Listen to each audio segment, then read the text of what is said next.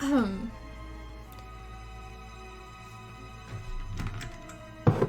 ladies. Okay, that's actually...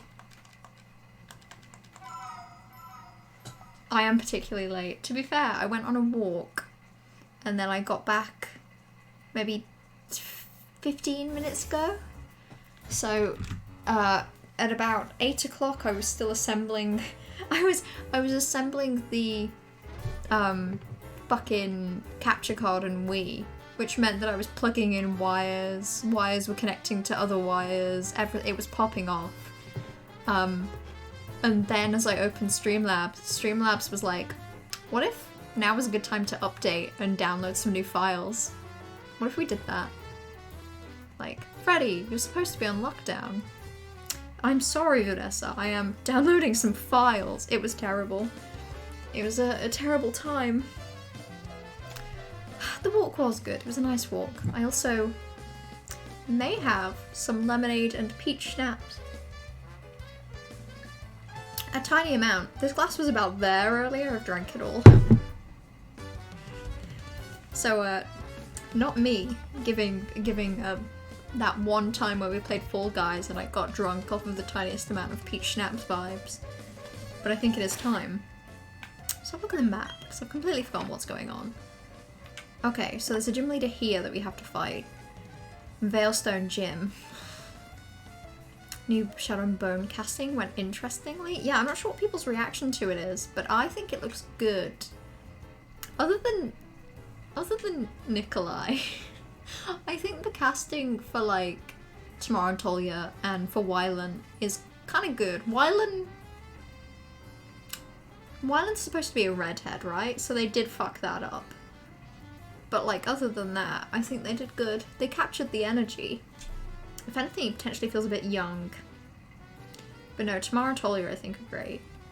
Nikolai, something about it. Like, in the casting video on Twitter when that guy's like, I'm gonna be playing Nikolai, I'm like, no you're not. Fucking no you're not. This is some sort of like, fake out. No. Okay, actually... the F-slur tweets from 2011 by the Nikolai actor. I was gonna say no, but you are right that I do get bad vibes. From the very beginning, bad vibes. An actor for Nikolai should never have said the F-slur, truly. The fuck? What was I gonna check? I was gonna Google what gym type this is. Well, I'm feeling a lot more justified now in not liking him. I thought that I was just being a bit of a dick. I thought I was just being like, come on, Mello. Just because the vibes aren't exactly what you'd think from Nikolai doesn't mean he can't be a great Nikolai, but no, he's a bad Nikolai. You know what's more predictable than Corvu is being late? Corvu is saying happy birthday, Mello. I really enjoy how the text-to-speech bot first of all says happy birthday, Mello. And also Corvus. Corvus, that's funny. Thank you for the bit, Corvus. It's not my birthday though. You're so close. Like, 6 days out. 6 days. If you'd have been 6 days late, you'd have been correct. But unfortunately, you were 6 days early. Corvus.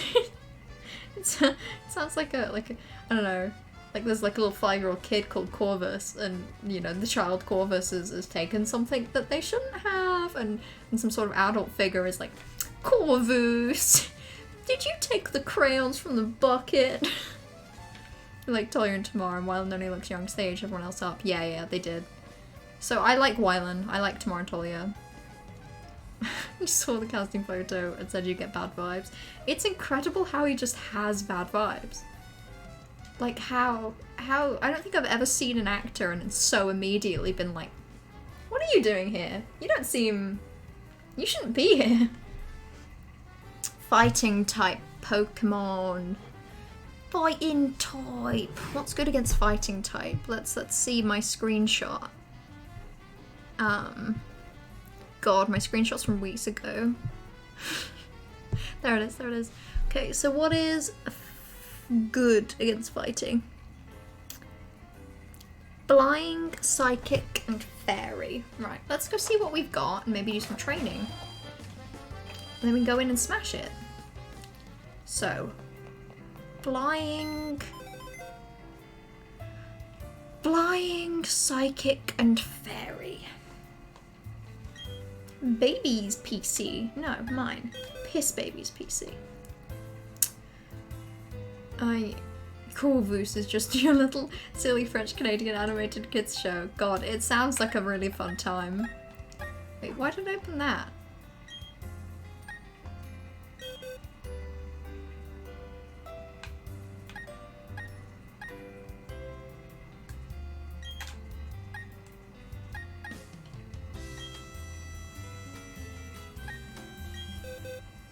Okay, here we go. That was so weird. Did not like that. It was terrible. Corvus, the French Canadian animated kids show. I'm thinking it ran from maybe like 2006 to like 2011, and it had some really good episodes. Your Pokemon are now. Hello, Jeddah. I have been known to dabble.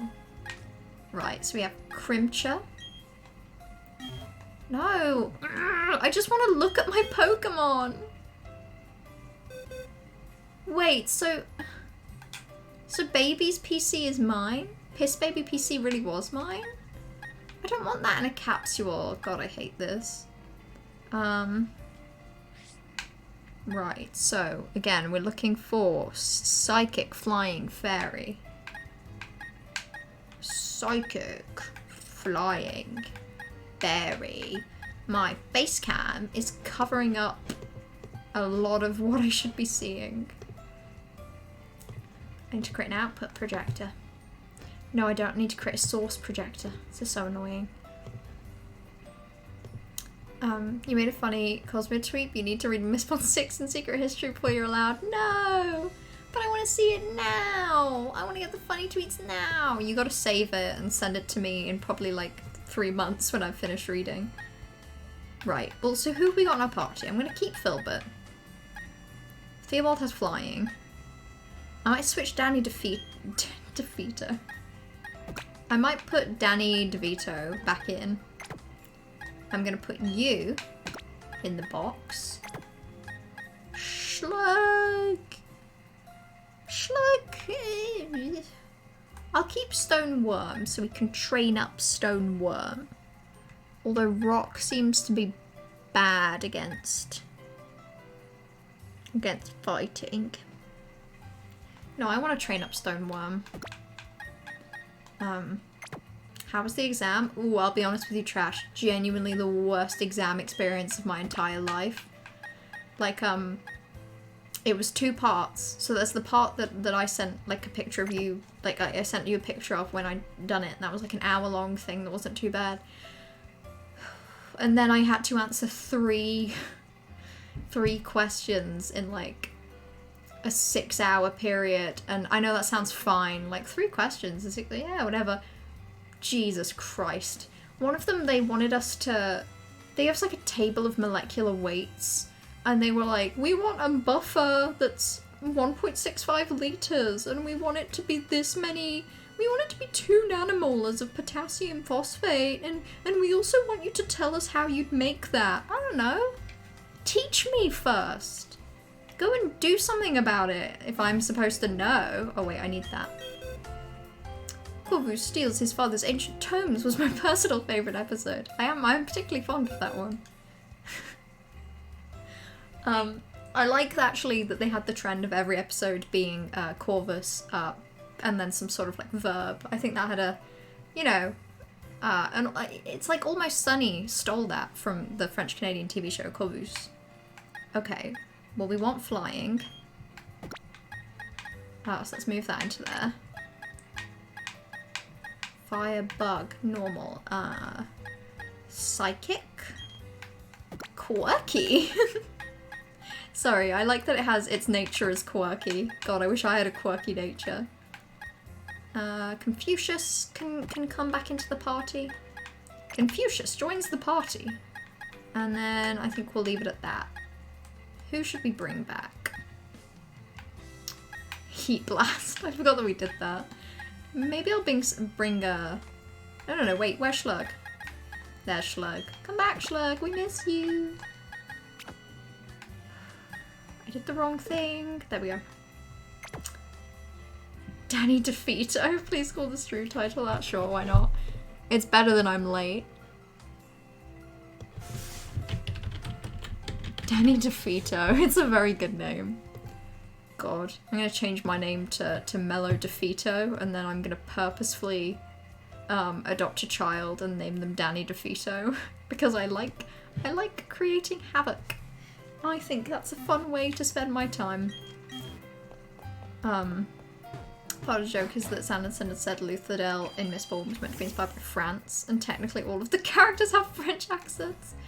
Oh, that adds a whole new layer to the experience, I'll be honest with you. That changes a lot of things. Oh, what the fuck is this? Has this been up here the whole time?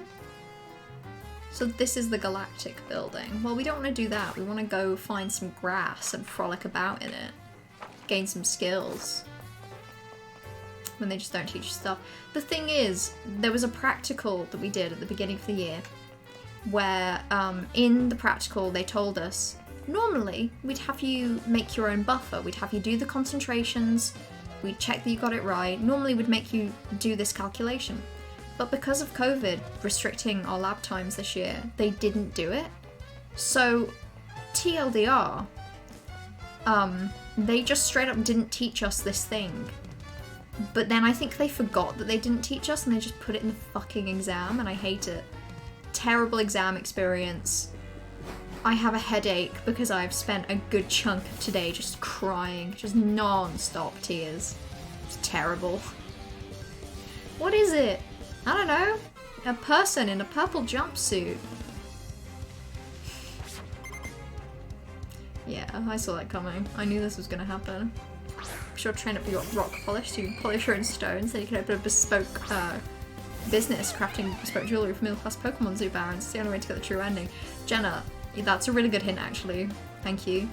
I was gonna go down the route where you you train up like the bakery skill and then you can open a bakery. But no, that definitely sounds a lot more money making. I shouldn't have told them. I didn't tell them about the grandmother's secret of the old Pokegods of the well, you know. I mean, yeah, you're still keeping an air of mystique. You're just giving me some ideas of where to begin. That's fine. Butters learned Astonish. Good for you. Good for you, damn. Sorry, I trash. Treat in my DMs. This is not a treat. This is not a fucking treat. I hate the Nikolai actor. I hate it. God. Didn't even have Nikolai vibes, and then he went and also was just a shitty person. I could handle just an actor that I didn't really get Nikolai vibes from. The question on toxicology exam was incorrect, so I've been automatically awarded 6 marks. Hey, nice! That's what you love to see. You do in fact love to see that. I mean, at least then, I know you'll definitely have got more than 6, but you have minimum 6 marks. Marginal gains, my friend. We have to get marks where we can get them. What is your favourite non-Pikapuff Pokemon? Oh, I don't know. I don't even know if I have a favourite Pokemon. I can only name like a few of them. Maybe I should do a Pokemon tier list, maybe I should. I'm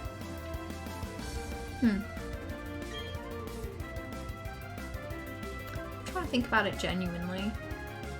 It's probably like a cute Pokemon, like something that looked adorable.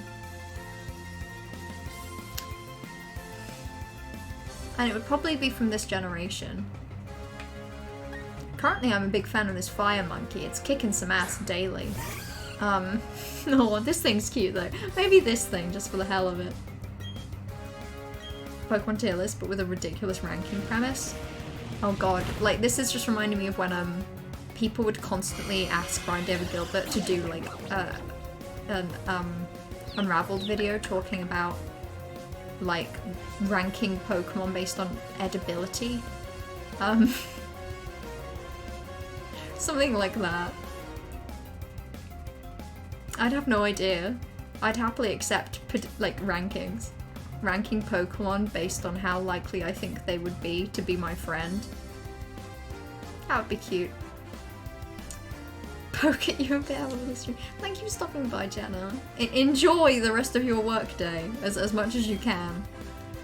Thank you. 6 out of 25, so it's actually a big deal. Oh yeah, actually. 6 out of 25 is good. One of my hour-long exam today was out of 25, and a single question. There was 2 questions each worth 6 marks, and then everything else was like a 1-mark question. Which sucked. Ranking every Pokemon based on how much I want to watch.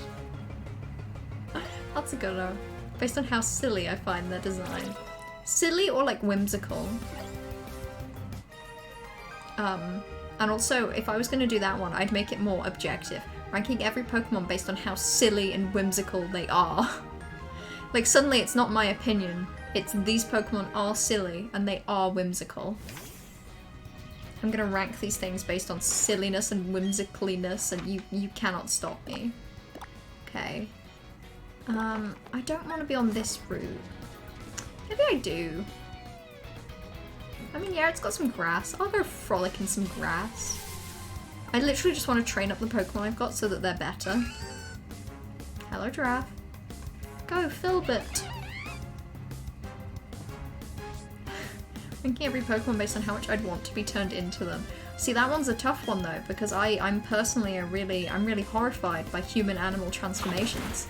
So, I'd rather not be turned into any of them, frankly. Based on how likely they're to be shown in a Barbie movie. That one would be fun. Because some of them clearly would be. Like, this horse, I'm pretty confident is in a Barbie movie. Like, you put a gun to my head, 90% of the time I'll tell you this thing was in, like, I don't know, Barbie and the Magic of Pegasus. This is the horse from Barbie and the Magic of Pegasus, right? I think I remember that correctly. Yeah, right? Ranking every Pokemon, going down the Barbie and the Magic of Pegasus route, ranking every Pokemon based on how traumatic their transformation into a horse would be. And then the giraffe would obviously be like D tier, because like, you're already basically a horse. I don't think it would be that weird to turn into a horse as like a little giraffe thing. But like there are some, like, isn't there a Pokemon that basically just looks like ice cream? That thing would be so traumatized by turning into a horse. Can you even imagine? You go from being like an amorphous glob to suddenly being very solid. 4 legs, lots of hair. I think it would do something to you. I don't think we have words as humans yet to describe what that transformation would feel like.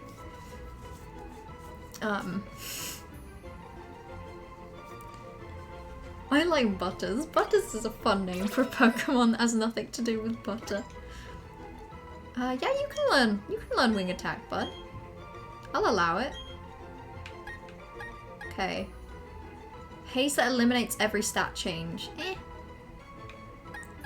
Wing Attack is 60, 100. That is 35, 100, so bye-bye Peck. It simply is that we have a better one. Look at this horse pointing at a giraffe-based Pokemon. It's even called Girafarig. It's been a day. It's been a period of time. Today's been one of those days that I can only describe as having happened. You know when you get in bed and you're like, wow. If I had to put one word on this day, it would be day. Yeah, it was one of those. I'm very pleased that Murkrow made your team. It deserved to. It definitely was done based on personal preference and not just the fact that I don't actually have many Pokemon because I keep fighting them instead of catching them. Speaking of, do I have this Geodude? I might have a Geodude already. I've never caught a Geodude, what the fuck? Okay, well, into my pockets you go. Get in my ball, dude. No, I like Murkrow. I like a lot of the bird-based Pokemon, which is, considering as a human being, I personally am not a fan of birds. I saw a TikTok earlier today that was like, it was just someone filming that they were claiming that they'd been in an airplane, but a bird had got stuck in, like a bird was in the plane, and it got stuck, like, pre-takeoff. So this film was just them in a plane, and this bird just fucking flapping around, like, quite a small bird, but still. And my higher processes, the higher part of my brain that isn't monkey, went, oh, that must have been really traumatic for the bird, you know, I imagine it's really stressful. But then the part of my brain that is me went, holy shit, if I was on that plane, catch me trapping myself in the bathroom for the length of the flight, because I can't, like, my second thought was, you know when you hear about a situation that you wouldn't enjoy, and you're like, okay, how would let's imagine me in that situation, let's live through it. And I was like, well, what would I do? I know, I'd wrap myself up in 3 blankets and curl up in a ball, like, that feels like the healthiest way for me to deal with bird in plane. I'm gonna call this one ball. Yeah. Because it basically is. Haha, look at it! It's like a ball, but with arms! You hate that Grisha Twitter is back in your timeline, the way people are tweeting about stuff. Yeah, Grisha Twitter bad. Luckily, the only, like, part of Grisha Twitter I'm involved with is, like, literally following the Shadow and Bone TV show Twitter account. Just because, like, I did enjoy the TV show, I did enjoy it. I think they made some questionable decisions. But overall, I had a fun time with it. But yeah, the Nikolai actor thing is not... Do you think I could watch it, but, like, skip the bits that he's in? Do you think I could do that? That might be a fun time. Yeah, Grisha Twitter is the Grishaverse book series TV show Twitter. Only 3? 3 what? 3? I sure hope he do. I'm gonna use my next Pokemon. Right. Come on, Theobald, out you go!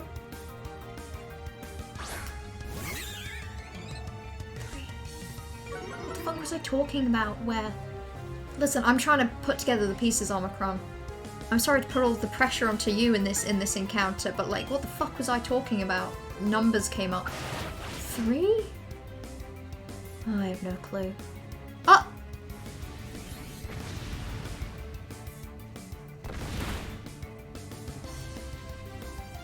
Did this Graveler just fucking die?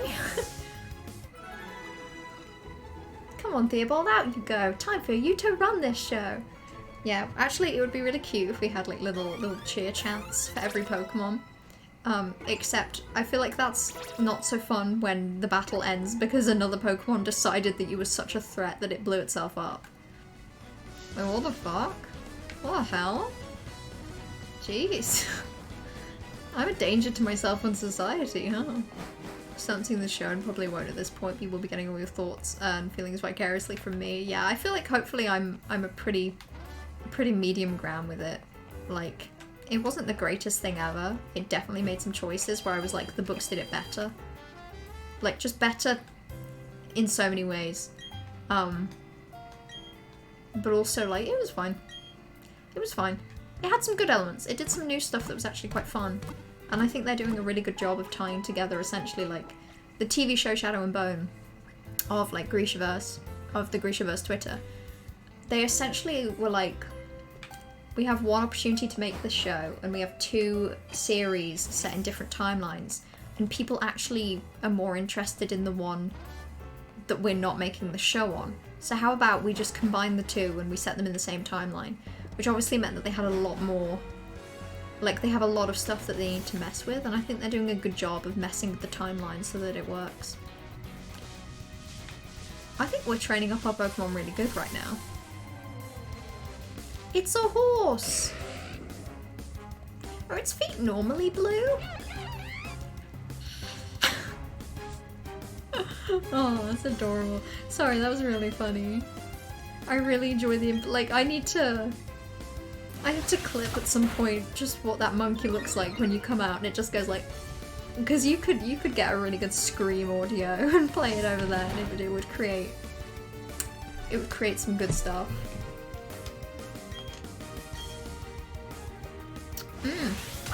Yum yum. Yum yum. I love my peach schnapps and lemonade. Hello, Elp, hello. See, actually, if you look at how the Pokemon, what, like 10 minutes ago, 15 minutes ago, were all on like, I'm pretty sure Butters was on like level 3. Not to brag or anything, but actually, these Pokemon are kind of leveling up right now. Okay, Poison. Poison Fangs, 50. What else we got? We can confuse the target, give it a mean look, and make it unable to flee. I don't know why we would want to make something unable to flee. There's probably a niche situation that I simply can't think of, but personally, bye-bye. You had the best time yesterday when you get main character vibes, you went to town to got boba and you were just vibing. That sounds lovely. Legitimately, that sounds like a lovely day. What book? What book? I'm curious. But also, God, I want boba. Actually, not boba. There's like a specific... So there's like a bar that I went to one time that did like a bunch of like themed drinks that were like themed around video games or something. I can't really remember. And they did a drink that was like... I don't even know what flavour it was. I can't remember. But it was like pink. And it had like at the bottom like tapioca pearls. But they gave you a tiny straw so they wouldn't suck up through the straw. So me and a friend like had these drinks and we were sat there like stabbing with the tiny straw that they gave and like picking up the pearls and like and I was really good at it for some reason. I had the technique down of stabbing these little tapioca balls and I fucking loved them. I thought they tasted great. Apparently they did not taste good, but to me that was everything.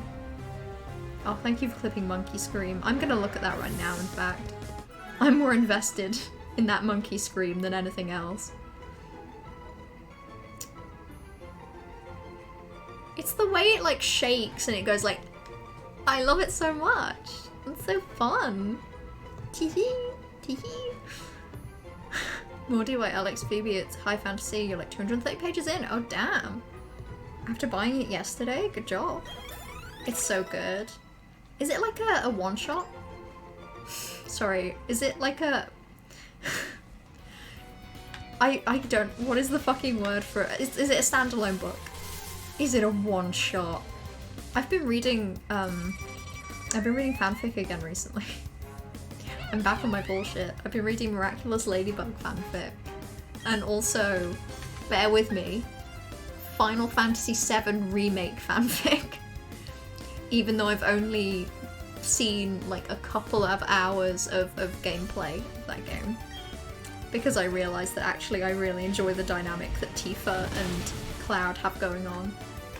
I really... Whatever the name of that dynamic is. I mean, fuck, it's just childhood friends to strangers to comrades, isn't it? Which is just the best. I'm glad Goo Book's getting more exposure. Yeah, it's about time. We've had enough of pure liquid books. I think we need to encounter some plasma. I think we need a fourth stage of matter in this book reading.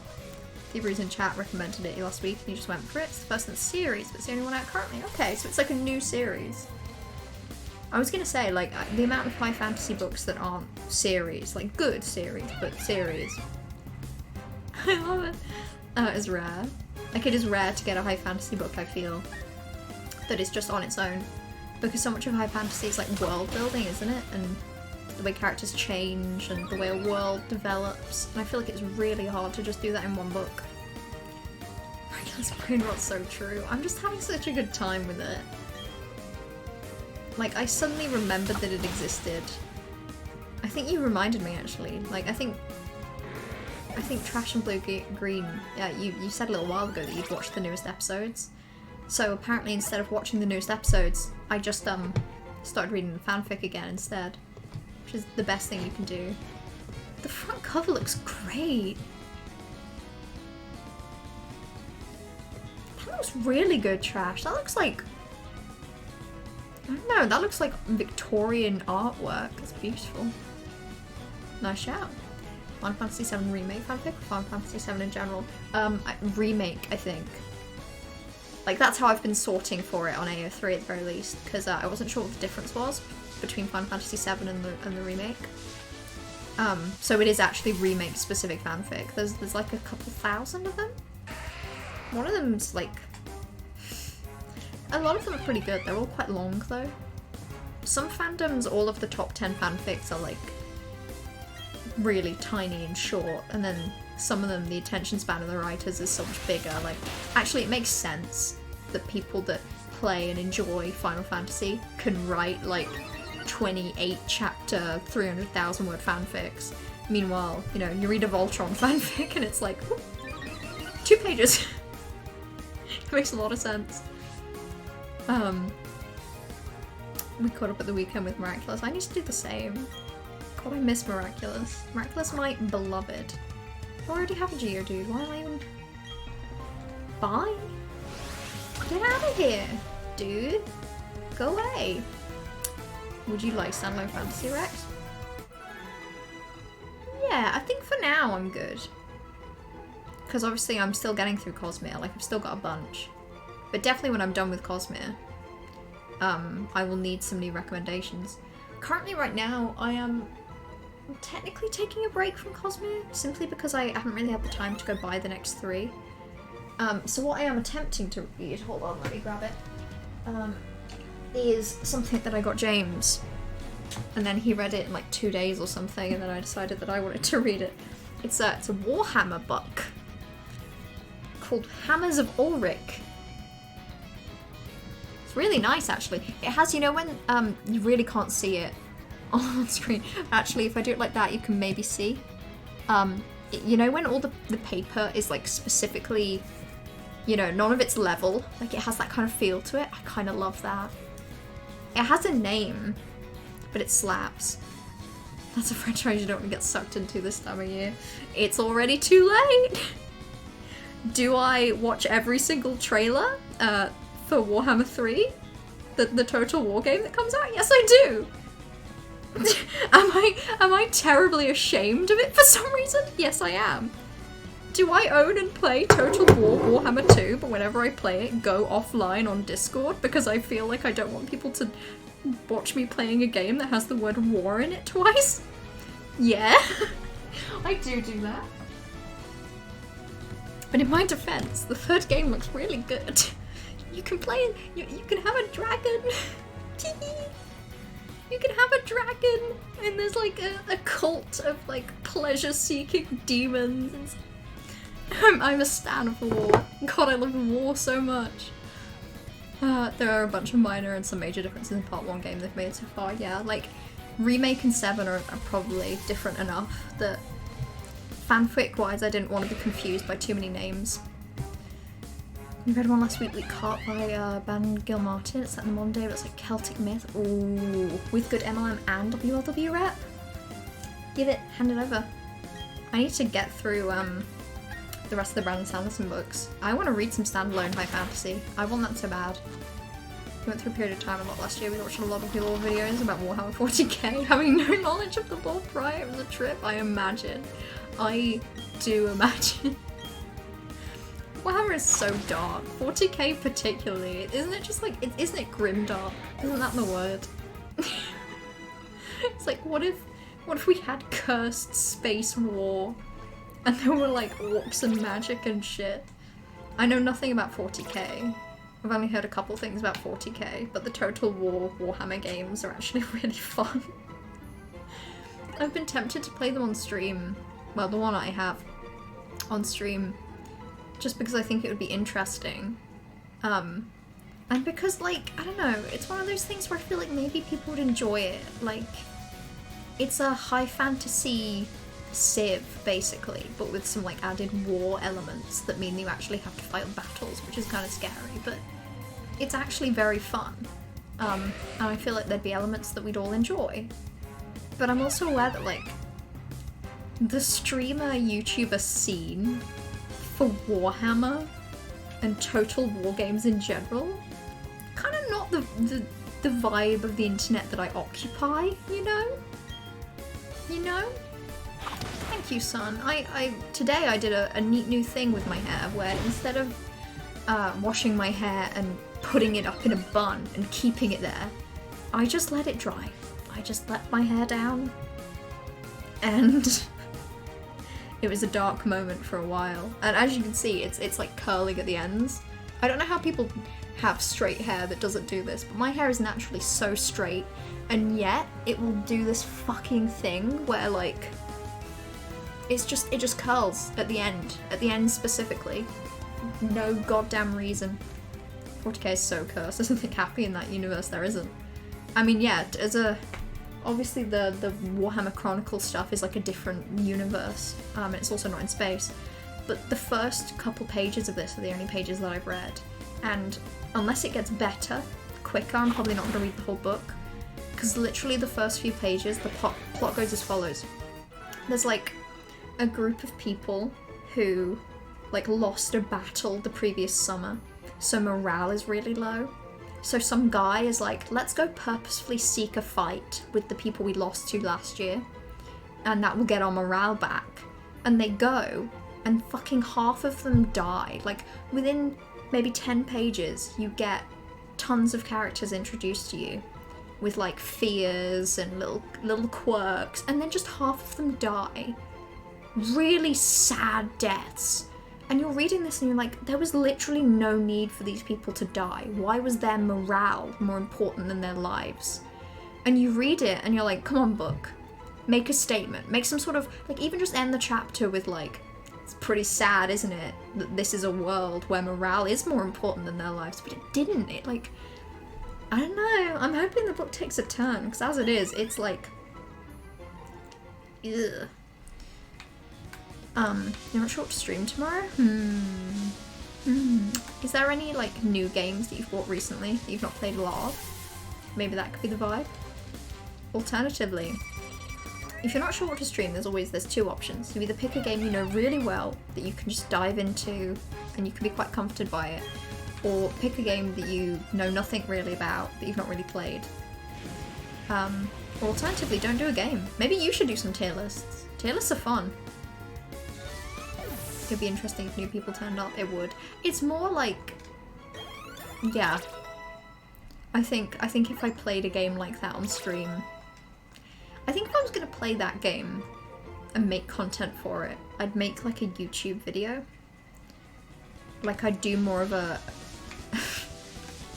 The only currently thing I think of, if streaming is like RT game, I would do a more of a Colby Kevin for like Total Warhammer 2. Because then I'm in full control.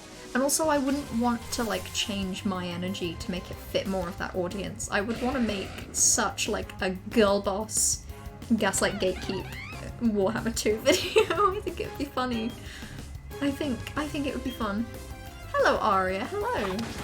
Sorry, I saw your message a little while ago, but then I'm like 5 messages in Twitch chat behind, so I'm just like, I'm rolling with it. This is Peach Schnapps and Lemonade. For context. So. Yum yum. Aria! Let's get Mellow into Grimdark so I can give Mellow Grimdark Rex. I just want Grimdark that like, I don't know, I don't mind if your atmosphere is one where like, yeah, war is really important and the whole point of the setting is that like, you know, it's a culture, an entire like culture of people so obsessed with war that it's all that happens. Like, I am fine with a book that goes into this conversation of like, in this world, the morale of this group of fighters is more important than their lives, and it's more important that, you know, 100% goes in and 50% comes out with better morale than 100% just stays alive. But like, it was written in such a way that was, I don't know what I was supposed to, I think I was supposed to feel like, wow, that's pretty bleak. But I also think I was supposed to feel kind of like, yeah, they got their morale back. The boys are fighting, and I'm not enough commentary for me. You started reading the Witcher books and your ADHD brain's forgotten how to read more than 4 pages in one sitting. Oh, I'm sorry. Hey, listen, if that's just all you can read in one sitting, just do that. Just make more sittings. Even if you only read 4 pages a day, if you read those 4 pages every single day, you'll get through it eventually. Everyone has different boundaries for stuff like that. We can't all be trash and read like 3,000 books a year. Sorry. You did lore? Tomorrow who knows? Hey, today you did lore. Maybe tomorrow it's finally time for some crimes. I've had enough of the lore. I think it's time to dabble in something new, something a little spicier. Breaking the law. to read Dreams of the Dying. Dreams, is that the one that's really, is that the one that requires lots and lots of warnings? Maybe I will. Maybe I will, actually. Maybe I'll go utterly feral and I'll read that. All I need to do is I need to try out this book properly. I want to give it a good shout, because apparently the first 3 chapters should give you an idea. Wait, did you redeem a Bingus can?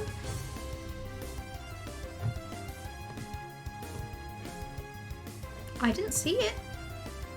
I'll believe you if you tell me you did it, and I'll put it up, but I didn't see it. I must have missed that. Whoops, oopsie. You should be bullied for your reading habits. Yeah, I think you should. How else will you learn? How else will you learn? You can't physically redeem Bingus can. The button is... Oh, sorry, yeah, hang on. I know what you mean now. Well, I'll tell you what I did. I turned it off for the Stellaris stream because I was pretty confident. I was pretty confident that we'd have a lot going on. And I was like, I don't think I'll be able to personally deal with Bingus Cam. So I turned it off, but I forgot to turn it back on. I turned off Bingus Cam and I turned off Big Sandwich. There we go, you should have the button now. How's the outcome of that? We won, I think. I mean, I dealt with the endgame crisis pretty much. It was really fun, actually. It was, every so often I have a stream that, like, I don't know, some streams I have a stream and I'm like, I was tired today. That was not my best. But then I have some streams and I'm like, shit, that was really fun. Like, that's what every stream should feel like. It was one of those. That and, like, the Ben 10 stream. Not this week, but, like, last week. That Ben 10 stream. Yeah, that was vibes. Some days are just vibes, you know? Some days are not vibes. Some days it's like, oh, the bed do be calling me to rest. Bingus can. Bingus! My beloved! Sorry. Let's resize Bingus. Let's make Bingus an appropriate size, right? Yeah, there we go. That's good. That's good. I need you all to know, by the way, I'm playing on a projector, like through the stream that shows Bingus Cam. I can't see shit right now. I can't see a thing. Also, can we just, I think I've just been reminded, can we get a big thank you Corvus in chat? Because I am pretty confident that the only reason we have a version of Bingus My Beloved that doesn't have a white background is because Corvus made it. I feel like I'm pretty confident that it was Corvus that did that. Because otherwise we'd have it just be like, I used to have like one with a white background, but I remember you fixing that. Let's fix the sizing. You're too big, Bingus. Bingus too big. You're too big for his goddamn shoes. Right, there we go. That's about the right size. If anything, that's maybe slightly too small. Also, I am behind a little bit, so I'm going to read some stuff. You think I'd enjoy Dreams of the Dying because it's dark and it deals with some awful stuff, but at the same time it handles them with so much care and has things to say and actually help you process stuff. Okay, actually, yeah, I mean, I constantly do meme on Dreams of the Dying for being like, haha, you think I'd read a book that's really stressful? But I've read it. Sure, I will read it. I would be interested in reading it, I just need to get through the rest of the Sanderson books. I would never be out of my Bingus era, Aria. This is sticking around forever. There's literally no way to get rid of it. This is who we are now. This is our brand. This is the brand. Okay, the user makes the target see a frightening mirage. It inflicts damage equal to the user's level. That seems unique. Okay, flying, gust, flying, wing attack. I say we get rid of gust. Gust and wing attack are basically the same thing, and that's an interesting move for Confucius.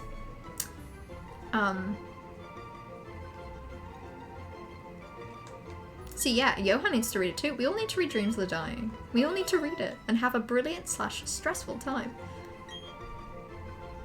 Corvus collab.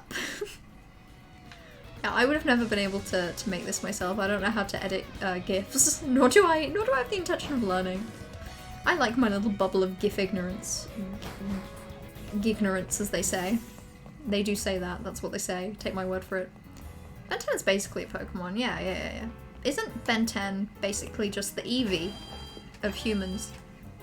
Think about it. Multiple forms, fluffy, same thing, different shapes.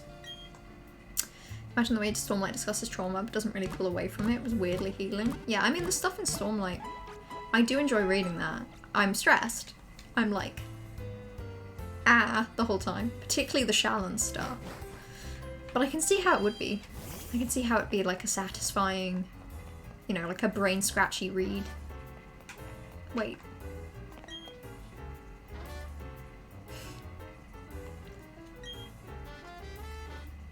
Why would you just tell me that? Like, why would you just tell a child that? Why would you like, yeah, we got the TM in the warehouse. Just saying, if you ever go grab that, that'll be yours. And then you can fly too. Wouldn't that be PogChamp? Right, let's fight you. Gamungus. Gamungus. That is the brand. I'm so sad that I never played Among Us on stream. This is this is vibes. God, I would love this this outfit. I'm into it. The matching red trench coat with the hat. It's giving day. It's giving it. Shallan Stubbs payment so good. It's so good, but like give Shallan some much deserved therapy. Challenge 2022. 2K22.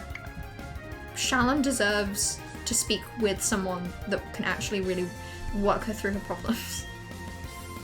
The Team Elected Grunts are so dumb and goofy, and then there's just Cyrus there, like, that some of them are so stupid. Like telling a child that they met on the road where they keep all of their good stuff.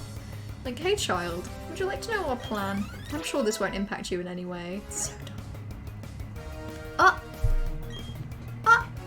Sun VIP? Hold the phone. Let me get on that right now. Not too many people can have this, you know? Like, we only have so many... Like, we literally only have so many of those roles available. Go roles manager. Add new. Sun B 3 AM.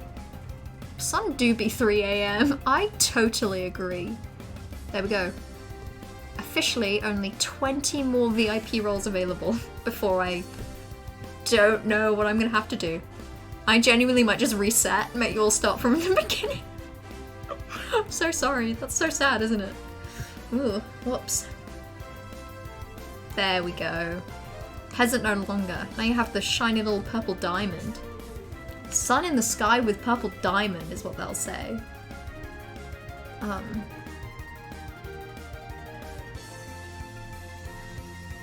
666 feed. Wait! 666 feed! Hell yeah! This has got to be auspicious, right? If the meta is that we're feeding the Twitch chat ghost, you know, that ghost is being held in this realm by mysterious and ungodly forces. I feel like 666 has got to be a portentous sign. Need to name the next quote from one of the following names. Blandial, Gronathan, Yasaka, or Gromula. Absolutely. I like Yasaka a lot. This fish, we caught a Goldian and named it Yassify, didn't we? Yasaka would have been better. Damn. Damn. Oh! Loud. Hello? The passage of time really exists past 21 months? God, the passage of time really does exist. Fucking hell, we're approaching 2 years, you know. 24 months is gonna be it's gonna be a game changer. I don't know what I'll do. I don't know what we'll all become, but it will be unnatural. Thank you so much for the 21 month resub. That is... I'm turning 21 years old in like a week. 21 months? That's too much time. Simply too much. Simply go away. Can't believe I'm not VIP down. I can make you VIP, but then we wouldn't have a lot of mods. I firmly believe we don't need that many. It's very rare that something goes wrong. But like, I'm sorry, you're not getting out of your unpaid labor this easy, Trash. You can't be VIP. You have the added responsibility. The 666th feed VIPist. It's the most VIP. It's the you're really putting the piss in VIP right now, son. Do you have 80? 80 VIP slots. Certain things unlock them. It's the kind of thing where, like, if you've unlocked them, obviously you get to keep them forever. So I honestly have no idea what unlocks them. I think it's sub points. Griffin, did you by any chance have quite a few sub points at any moment? Just saying. Because once they're unlocked, you got them forever. Same with emotes, innit?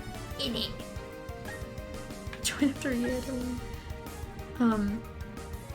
Am I the only VIP you don't know IRL? I don't think you're the only one. Let me have a look at the list though. So let's dox some people. That should be fun.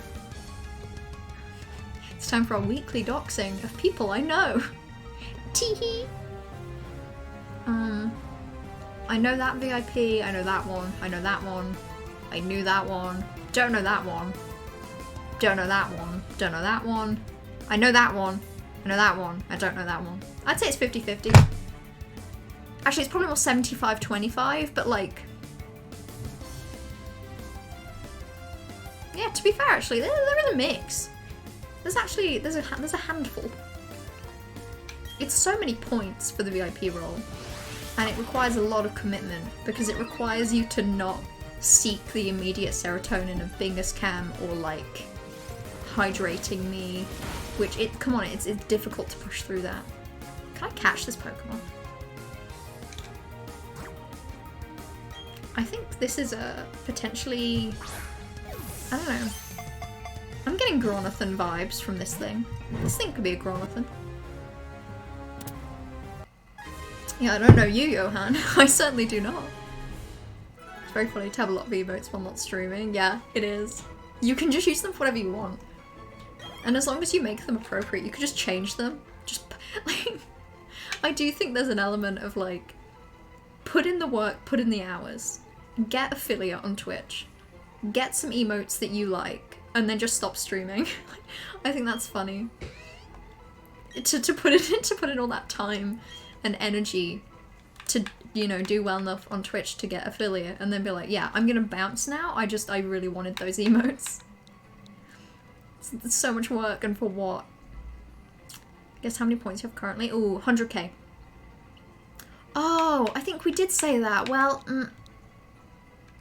maybe we can call the next one Lynx Africa.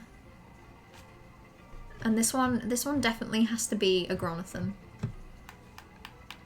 Listen, there's gonna be so many Pokemon in our lives. So there's so many fish in this fishy little sea. We can have a Gronathan and we can have a Lynx Africa. We have so many choices. The world is truly our oyster. Gronathan. Gronathan. And come on, you can't tell me this isn't a Gronathan, right? Like, this is such a Gronathan. You see this thing alone at night on the street, you're like, damn, is that Gronathan? Is that my old buddy Gronathan? Gronathan Joff? You did all the work so you can do this. I do like the Gun and Bingus a lot. I love the combo. You could catch a squirrel IRL, I could beat that Stunky, yeah. I could. I think I could be that Stunky. Me and my 2 fists. I say, lifting a single fist. Quit channel number 666. That's such an ominous Pokemon name. God. Imagine having a pet and like naming it a series of numbers. Like, where are you, buddy? Where are you? Where are you? 16433.1? Like, I like it actually. I think that would be fun. Hey, I can do that too. Actually, hang on. I want to join in. I can do that, which is so fun. Watch you push around the little monkey. I know. No wonder, like, sometimes I enter a fight and sometimes the text pops up that's like, Philbert really wants a hug. It's like, yeah, because I'm sending it into like 5 battles every 5 minutes. It's getting knocked out of the fucking sky and flattened. And then I'm just pushing it. I'm just like, get out of my way, get out of my way. Move, goddammit. Move! You stream Resident Evil 8 exclusively? Do you want to... That is a fun offer. That is a really fun offer for trash. I'm tier 2 flexing. Hey, I actually have a tier 3 sub for my own channel. Unfortunately, I have a handful of emote slots that I'm just straight up not using because I don't know what to do. I could definitely have more emotes. Don't know what to do with them though, so I've just not done it. Maybe when I'm done with my exams. Maybe. You know, if I can't think of any channel memes to turn into emotes, that just means that I have to make some channel memes. I'll make them by making the channel point emotes. Not the channel point emotes, like by making the emotes. It's one of my sub. You might have been gifted a sub. There's been a couple gift subs recently, I think. But that means you get Bingus. Teehee. What legendaries are there in this game? I know that there will definitely be Dialga. Like the blue pointy dragon thing. I'm not sure about the rest actually. I'm not sure if anyone else knows what legendaries there are. There's definitely more than that. Maybe Palkia? We could have so many more emotes. Like, I'm not... Fuck it, this is a Pokemon stream, it's chill, I'll check. Because there's also, bear in mind, Twitch introduced the whole follow emote thing. So if I go to emotes... Okay, we have 5 follower emote slots that are just open. We have 4 tier 1 slots that I haven't filled. And then we have 1 tier 3 slot that I haven't filled. And then we have we have emotes that are available for bit tiers. So we have a 5k bit emote that I haven't made, one for 10k, one for 25k. So much I could do. So much I could do. Like 5, 9, 10. 10 slots at the very least. Oh, and also apparently I'm getting an animated emote slot soon. I can't animate. What do they want from me? You'd happily make a few. I'm genuinely considering commissioning it because I don't have the mental creativity or capacity to make more than like maybe a couple. There's so many fucking slots. I should play God of War when it comes out on PC tomorrow. It comes out on PC. How much for, son? How much for? Because that's a big game, innit? That's a pretty big game. £39. Wow. New page? I mean, it looks great, and I've never played a God of War game. I might add it to my wish list and then see if it goes on sale. Because I'd be willing to play one. Try it out. There are emotes just for followers. Yes. Yeah. Hustle and Grussel. I know. I could like think of the engagement we'd have if we had some sick follower emotes. I kept getting emails from Twitch that were like, hey, we have these emote slots now. You can have even more emotes. And I was like, fucking hell.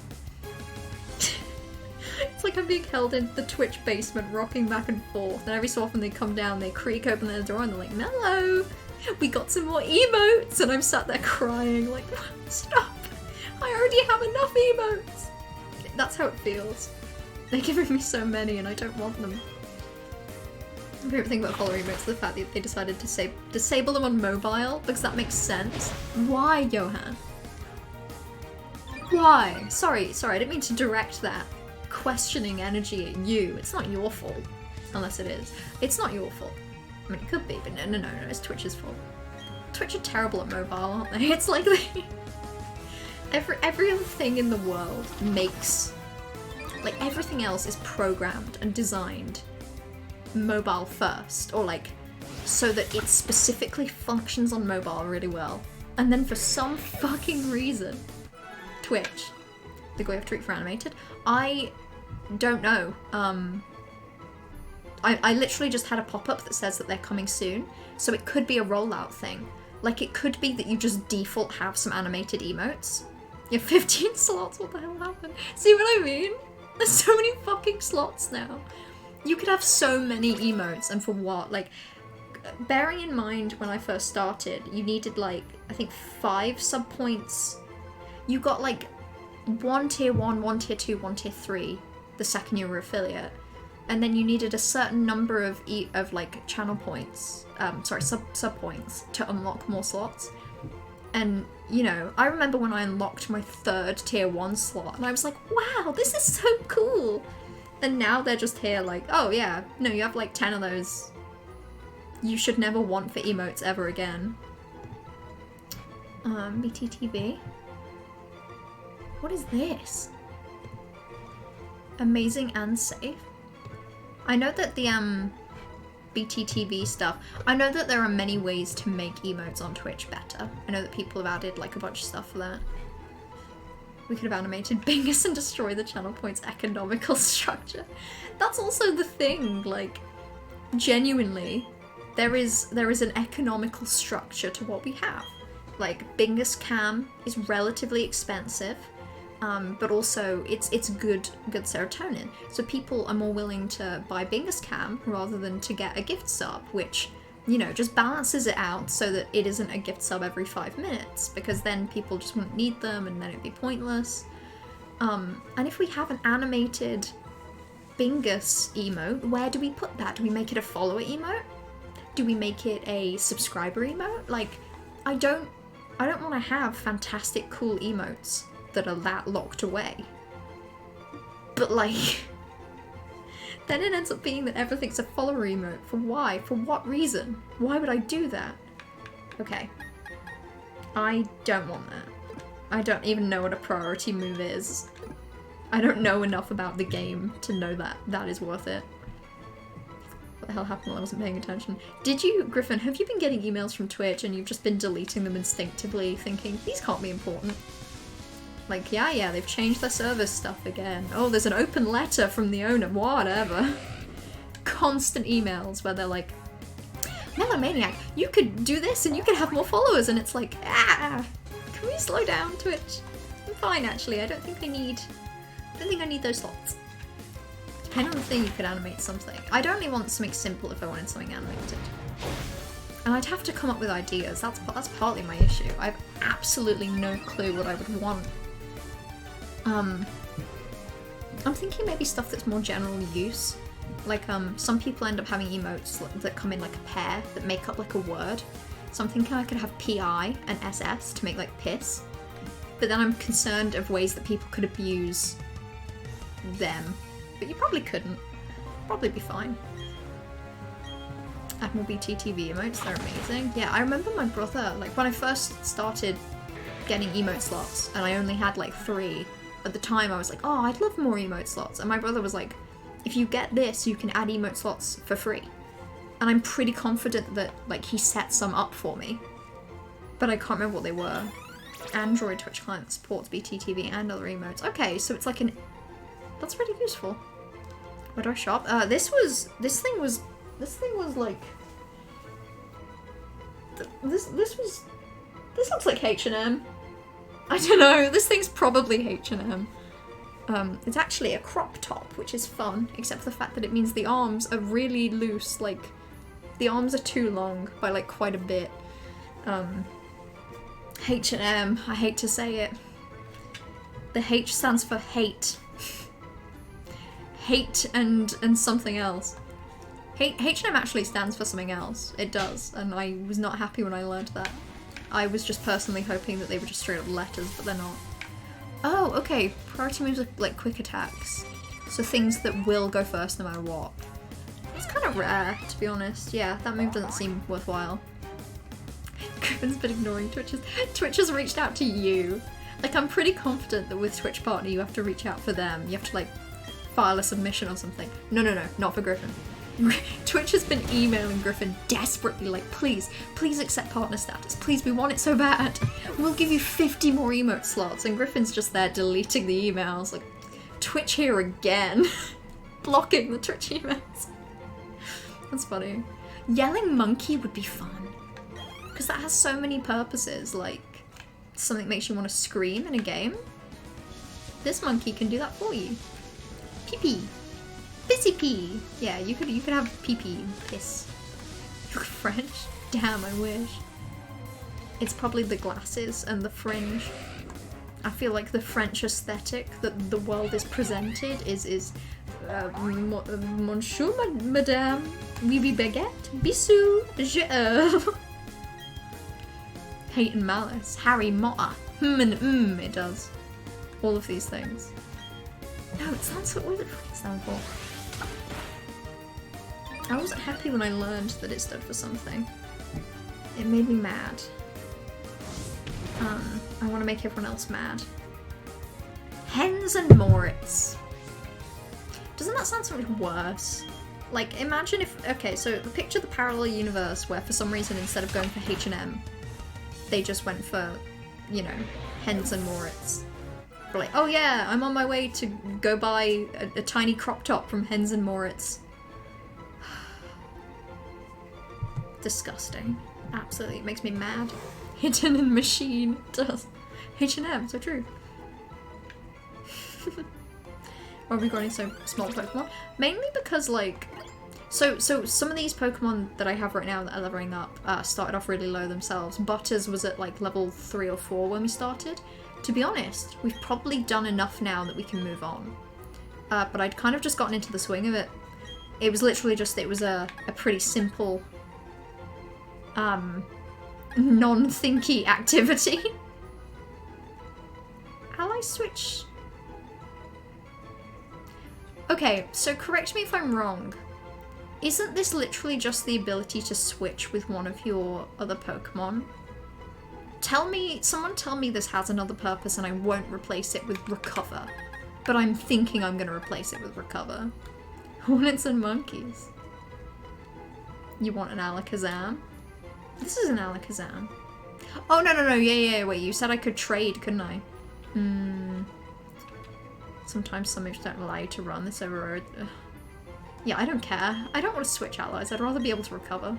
Himbos and Mimbos.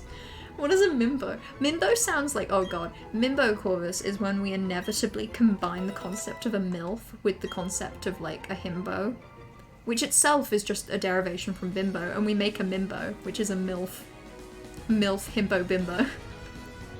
A MILF that just has no brain cells and lots of upper body strength. Happy birthday! Mbop by Hanson. Hanson Mbop. I wish when I screamed I made that noise. Unfortunately, I don't make a quirky little like buzzing sound. Nikolai Actors deleted the tweets. Wow, great job, King. You delete those tweets. That evidence is gone from the internet now. Nobody screenshotted that. God no.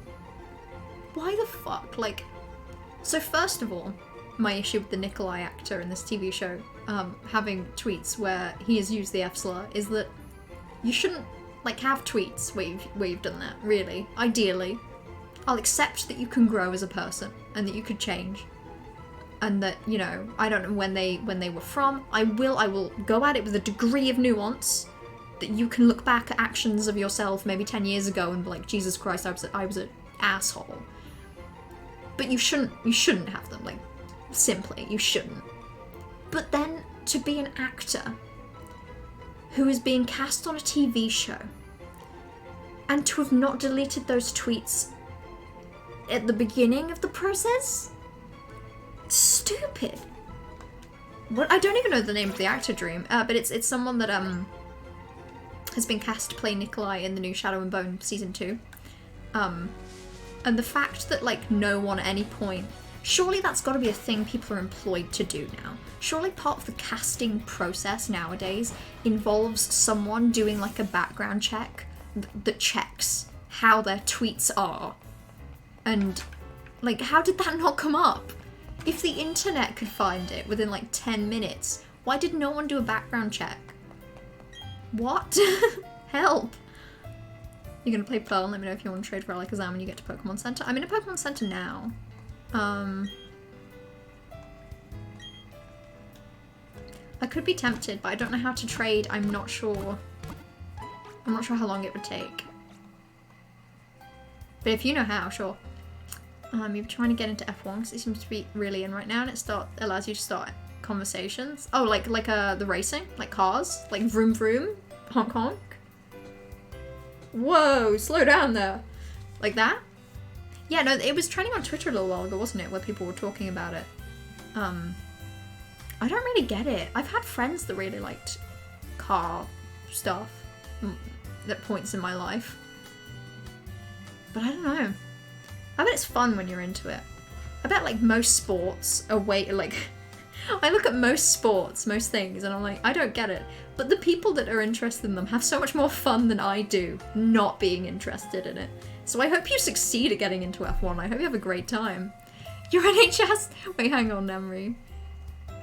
Your NHS app says you may have been in close contact with someone who tested positive for COVID. God fucking damn it, I live with you, Namri. I don't even know what you do with that information. Genuinely. What do I do with that information? What do we do? His name's Patrick Gibson? Oh, that's such a name. That's the name of a person that would do that. It works as the same as in the originals, which everything else does. I don't know how that works. Do I have to do a box or something? Like trade? I don't know how to do it. I remember that the R word was commonplace for at least where you live as early as like 5-6 years ago, but since then you've seen the community mature so well about this. Yeah, it's good. It is, like, I will, like, I believe in a human being and a group of human beings. I believe in the capacity to have said awful things and to be able to grow and learn. I do not think that if you have changed and if you have improved and you have learned and you've grown, I do not think that your entire, like, future should be written off because of a mistake that you made. But, like, some mistakes are harder to, like, some mistakes you're like, that should have never been made. But no, I do believe in the ability of people to grow. I do believe that someone can genuinely, really regret something like that, like, really regret it. But yeah, the fact that it took Stan Twitter 30 minutes and no one on the Shadow and Bone team ever found... Stupid. Go down the elevator. There's an elevator? Hold on. What? Pardon-moi? Right, okay. I'm going to quickly turn off capture and try and do this because I am not... Like, I'm not sure how this works. Like, I'm not sure what information it's going to give me. Okay. If it makes me log in, I can't be arsed. I would not like to hear a more detailed explanation. What the fuck is the global room? Union room? Oh, this is so complicated. There's like 3 identical women that are asking me questions. What do they want from me? Okay. And Dream, I honestly don't know. It asked if you were 18 or over on 7th of July, which you weren't, and then it told you didn't have to self-isolate. Wait, of 2021? Why was it asking that? That's so stupid. You remember discovering this room when you were 13, you were blown away, like, whoa, there's another world? Like, there's this whole other room? The fuck?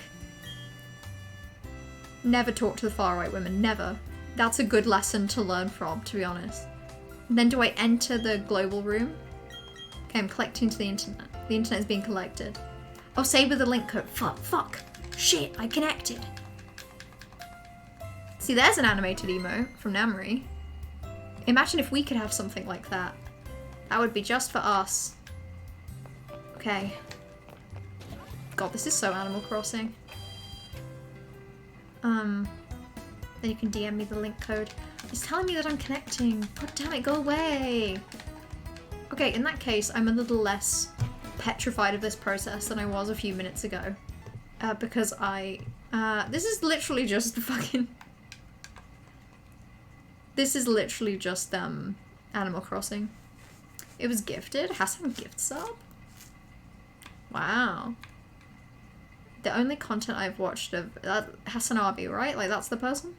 The only content I've watched of Hasanabi is, like... There was like, a period of time where I'd watched ContraPoint's Envy video, like, multiple times in a row, to the point where YouTube was just recommending to me other people watching her video. And I watched, I think, a Hasanabi reaction video to it. So Sorry, I just saw the link code that Party Rockers set. That's really funny. That's really smart and creative.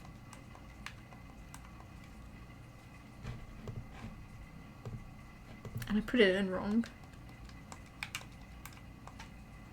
Great job. Great code. You'd love to see it. It could have been 69696969. That's what it was. That's the code. That's why I said it was funny, because that's the exact code. That would have been funny. Yeah, that would have been hilarious. That would have been I would have had a little giggle to myself. You would be really scared of getting doxxed as well. Should I be concerned in hiding my name as well, though? Would this be in something like how right now I'm like hiding my screen? I don't know. I think I'm definitely a particular level of paranoid with this, because I've accidentally doxed certain information before of myself and other people that I shouldn't have. So I've gotten paranoid about it. But yeah, particularly when I'm particularly when I am doing something that could be sharing other people's information, I get very nervous. It's why as well I go by Mellow on Twitch and stream and stuff, because even though sharing my name, well, it's part of the reason why, even though sharing my name wouldn't be wildly, you know, there are other people in the world with my name, I still like to try and keep it very minimal. Yeah, nearly 2 years ago. And it was such a dumb doxing as well. It was where I was doing Duolingo, and I was like, Trash, your name's going to appear on screen, are you okay with that? Which, you know, if I hadn't have said that, no one would have known that was Trash. So that was the dumbest fucking thing I could have done. It was stupid. You accidentally guessed my name and joined initially. You were timed out because you thought I was on the new URL. Yeah, that's the thing, like... And it's only my name, like, I think I've made people very, very nervous about accidentally saying my name on stream, because of the fact that I've tried to keep it so ridiculously not shared. But, like, I don't get that angry about it. It's just that, like, I feel better. I feel better going by Mellow like this. But yeah, no, I do remember that. Other people have guessed my name as well, or like people have come in, because obviously when I'm streaming on Discord it shows like that I'm streaming, and you know, if you just click that in a server that I'm in where I use my name, and you're like, oh, I'm gonna go see how this person's doing. Hi there, your name. It's like, oh, I feel bad immediately, instinctively doing what we did to you, son, and being like, shut you down, shut up. But I feel better that way. Doesn't it feel impersonal that your mods don't know your first name? Oh, most people, a lot of people here are like my IRL friends. So Trash knows my name, Namri knows my name. Namri's my brother. Like literally Namri's upstairs. So I don't know. I think I'm okay with it. But yeah, like even people, it doesn't feel impersonal because I feel connected to the name Mellow. It's just that the name Mellow is less connected to the rest of stuff I have going on in my life. So I feel better about it. Right, we can go back. There we go. Did a little bit of trading. So now we have a beautiful shiny guy with spoons. I love my spoons guy. I remember almost doxing you by saying organization. Yeah, I remember that. It's happened many times. But I've done it worse to myself. So one time, someone I know IRL was in my Twitch chat, and I was talking about like university accommodation, and incidentally, I was screen sharing at the time, because for some reason I couldn't like share a game, I had to share my screen. And they messaged in the Twitch chat like, oh, by the way, what accommodation were you at uni?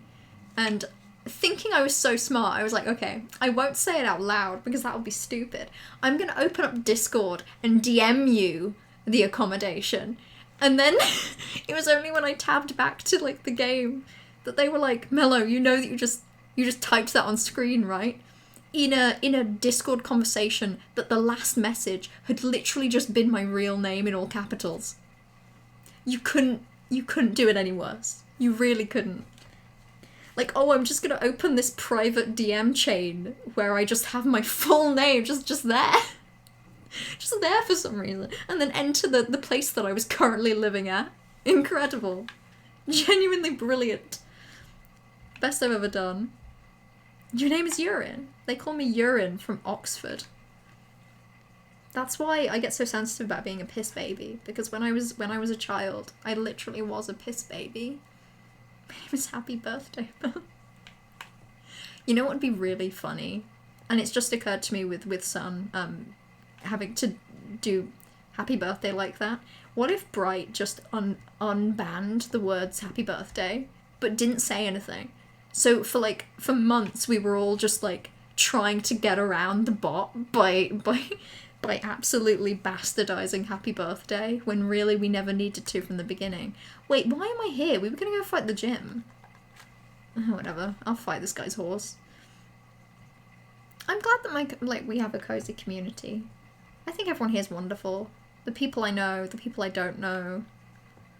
It's nice. I feel cozy here. I had a really bad day today. Like, I had an exam and it sucked. And normally on a day like this, I think to myself, okay, I'm tired. I want to just go to bed. I'm going to cancel my stream. But there's been a few days where I felt like that, but not cancelled my stream. And the stream has cheered me up because it's just so nice sometimes to play a game, to check my brain out of stress for a few hours and to be doing this. It's nice. You've used Mellow IRL by accident, yeah. I think a couple of people have. It's funny when that happens. I think it's neat. A beautiful poo, it truly is.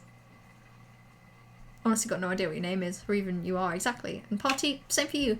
To me, you are simply Party Rockers in the house tonight. And I think that's beautiful. There's still no Pokemon audio? Oh, thank you for the reminder. Sorry, yeah, I turned that off because, I was in the Animal Crossing mindset. I was in the gamer brain mode, goopy gamer goblin mode, and I was convinced that if I typed out a number, then you'd be able to hear it. Yeah, the kind of information people can get once they have your full name and where you work or school. So much. I'm acutely aware of that. And like, God. I'm not like paranoid about it, but sometimes, sometimes I'll be talking about university. And I'll be talking, and I'll be thinking to myself, like, shit, you haven't said the name of it, have you? Like, what have you done? Like, what are you doing? Stop talking. Because, that wouldn't be good. But generally, it's pretty easy to avoid information like that. Even when I'm quite chill. Oh, Anonymous Jira, thank you for the bits. Thank you for that little ghost peeking out behind that triangle. You do love to see it. You've had to spend hours at stretch clearing everything, yeah. What do I study? Oh, I do biochemistry, unfortunately. So today's exam was, I had questions on enzyme kinetics, a bullshit question on making buffers. Not a good time. Generally though, I do a lot of genetics, that's fun. God, I love genetics. You have no idea. Epigenetics particularly. Ooh, I have the best time. Hello? Thank you for the bits from Aaron as well, hello. Streams do genuinely improve my day, swapping the vibes are great. Yeah, it's so rare that I have a stream and I'm like, vibes were off. I'm too tired for good vibes. Generally, even if we just, even if we just play a game, we don't really chat, we just play a game. Or alternatively, we don't play a game, we just do a tier list of household appliances. It's just, there's minimal pressure. Particularly with Pokemon, it feels like such a low stress game. Like, what could go wrong? Bingus Cam is what can go right though. Thank you so much for redeeming Bingus Cam. I was missing that little cruncher, that little guy. I was like, no, my Bingus, where did you go? Bingus, I miss you. He's back. Where the fuck is the gym? I hate this city so much in this game. It's a maze. Okay, so I have to go around here to get to the gym. Okay, but that's a wall, so I've got to what? Go down? Like here? I swear to God. I swear to God. I'm gonna... Big sandwich and everything, thank you. Wow, well... Why is it so small? I asked for a big sandwich, not a small one. There we go. Is that big? That's a big sandwich. I mean, yeah, I'd call that a large sandwich. Usually just freely dox myself.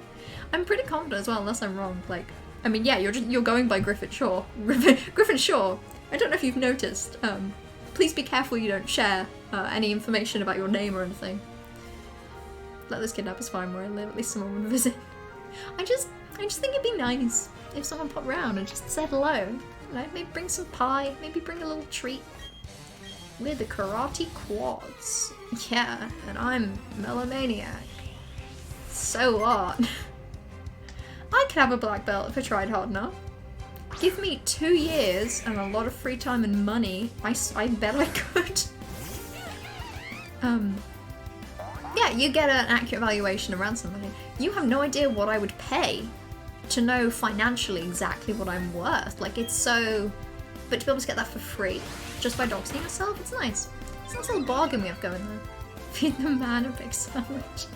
I could feed this guy a big sandwich. Hold on. We'll maybe get a free big sandwich just for a minute, just to have a little look-see. Nom nom. Let's make it smaller. It needs to be big, but like not insane. There we go. Ooh, nom nom. He's eating the big sandwich. I hope he's enjoying that big sandwich. I'm so sorry. You should add your social security to, yeah, I mean, why stop with that, honestly? Add your address. Post code. XOXO. Go post. And the 3 digits at the back, true. Do every digit on your card, but like out of order. And then it's a puzzle that someone has to solve. Put like a code to a website. Make it like an ARG to figure out what you have going on. I think that would be funny. Tap loudly on the floor, we want to hear you. I don't think... Even if Namri did that, I probably wouldn't notice. Although there's... Hang on, so that'd be Namri's room. So Namri's room upstairs used to be my room. Like, that was the room with the baby cage. And I think above me directly is where my desk used to be. It's not where Namri's desk is, but that's where my desk was. Which I'm thinking in retrospect, this is where Namri's desk was last year. Which means that if I ever was really loud and, you know, like floating about in my chair, stomping on the floor, making all that noise I usually do, that was, travelling down, huh? Feel a little bad about that. You recommend using the Alakazam here, Psychic is super effective against fighting. Yeah, I'm gonna try flying and... Or maybe whip out the Alakazam for what's it called? For like the little practice ones before we go in. Classic overlevel the starter, hell yeah. Mainly by accident, party. Like literally just because I love my starter. So I never switch them out of my party. And then they kind of just become overleveled. It just kind of happens. Monkey almost evolve? Spoilers, Griffith! My monkey's gonna evolve? This is so fun. I want it to evolve. Right. Let's put you there. Let's put Pooh at the front. I'm so sad. I'm so sorry I named it like that. I wish I hadn't. In retrospect. Super effective against the Lucario. The flying one? I'd like that. Loud, yeah. I was so loud. The mellow loud, that so when you do the mellow loud command, Nightbot prints out, I'm sorry I love you but a little loud, which is a text that my mother sent me when I was streaming one time, and I think I was going until like 12 AM in the UK, and she just texted me that, and I felt so bad. I felt so bad. It was a bad feeling. Hello, Blue Green. How are we all doing? I'm good. I have some, I have a tiny sip left of schnapps and lemonade, which was a delicious peachy treat. And, Pokemon is... I'm winning. Are you winning, son? I'm winning. I'm going. The monkey is gonna level up. If we keep pushing it hard enough. Black Belt Darren is boyfriend. All of them in this gym are the same. Like, they're all identical. And I enjoy that. Actually been pretty good, kind of busted, tough therapy right into watching favourite Twitch stream. Kind of a good day then. We'd love to see it. Share those good vibes around, come on, come on. Give them to the rest of us. You hand those things out. I just had a memory of being given ice cream when I was like 8 in school, that was fun. You get free therapy from watching Australian soap Neighbours, pretty bookchamp of you. I have not watched Neighbours in years. What is currently happening in Neighbours? What's going on? Like, what's the Neighbours vibes? What energy are they creating in the studio here today? The sun is still out. Oh, I miss the sun. Yeah, I see sun in the chat, but I do miss the sun outside. Fucking winter. It gets dark at like, I think like 4:30, 5 recently in the UK. And then it's just dark until morning. It means you get a solid like, I mean, I wake up at about 9 AM. So it means I get like 7 hours of daylight before it's just this. And then it's this just for the rest of the day. Lots of famous actors. Yeah, I know that Australian soap Neighbours, I'm pretty sure Kylie Minogue used to be in it. No, I've got to be lying. Sorry, I've got to be lying. I'm just going to double check.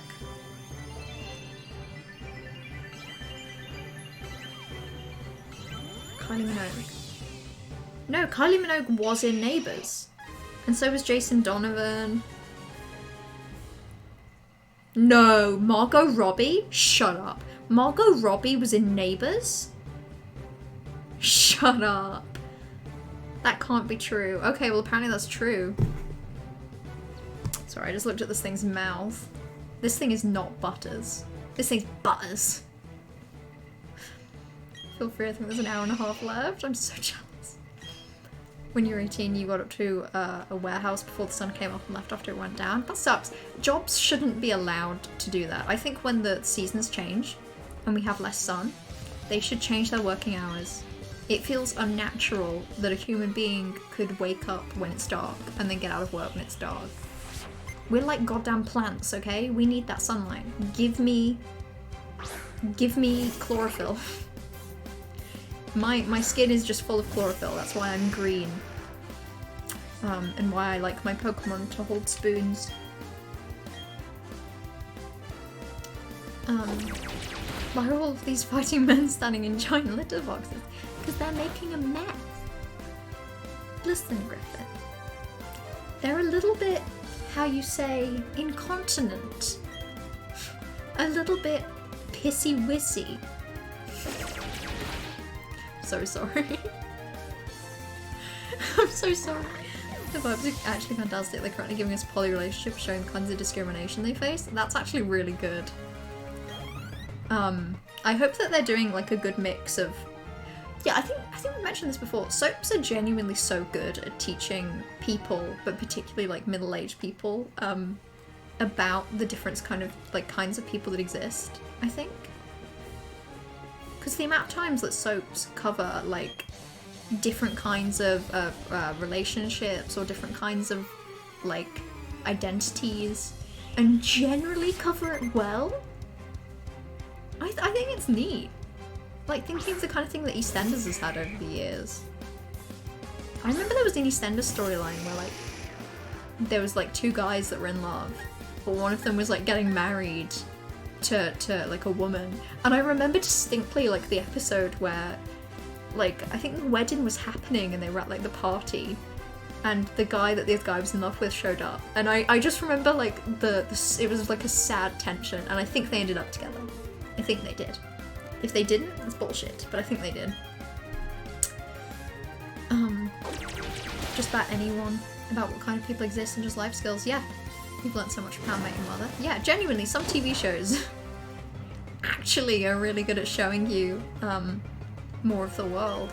But I think soaps in particular, because soaps are so based on drama all the time, that just even by coincidence, they encounter the genuine real life issues that people face and then just incorporate that in. Alex non-binary characters makes me want to happy scream. I'm glad that they're doing that. Oh, he marries the woman? Fuck! I remember that he married the woman, but like I had a memory of like them just running off together somewhere. Like I have a memory of them both leaving the show because like their characters had literally just gone away. They were like, how about we're together? And we didn't do this.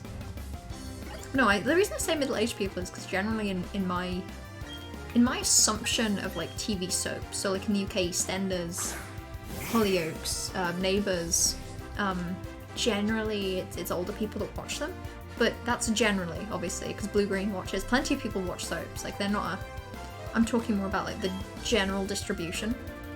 And I think even though again this doesn't stand for everyone, I think it is more likely that a younger person will already know about like poly relationships or will know about non-binary people. And I think it's less likely sometimes that maybe the older audience of a soap will know that. So to just be presented that and be presented it in a way that's like, these are people and they have struggles, but they're also just like characters like the rest of them. I think it's a really nice thing to do, because soaps could so easily just be like really like heteronormative and like really, you know, like they could just present a view of the world that isn't real.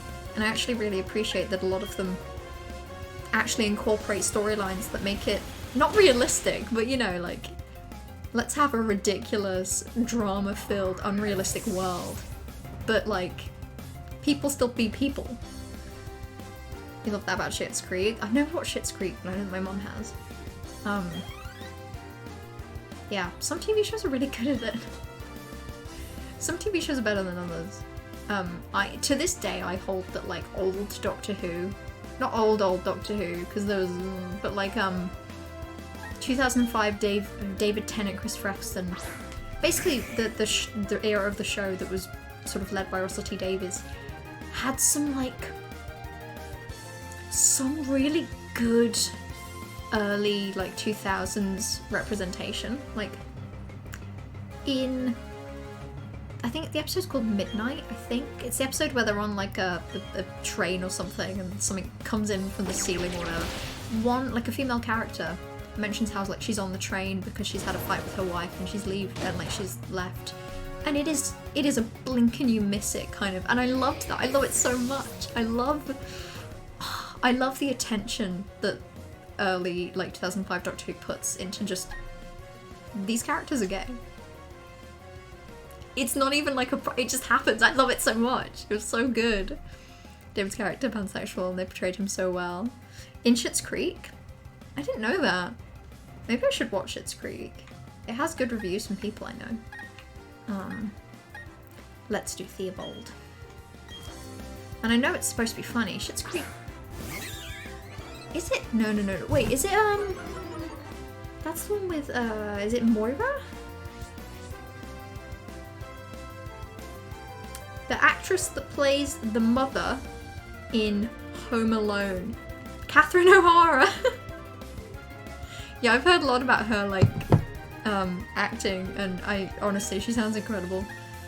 You love watching drag queens with your parent because they automatically use they them pronouns because they're really worried about hurting my feelings. I think that's cute. Reminds me of Got the Spirit. Yeah, it's really sweet. I have that. Or like my mum, when I talk about my friends, my mum and my brother nowadays will default to they, and then they'll pick up on what pronouns I'm using, and I just find that the sweetest thing in the world. I think it's lovely. Captain Jack Thomas, yes, I am gay. What the fuck is assurance? I do feel pretty assured. Oh, I also definitely have a headache from the tiny amount of alcohol. If the target has already taken some damage, this attack's power is doubled. I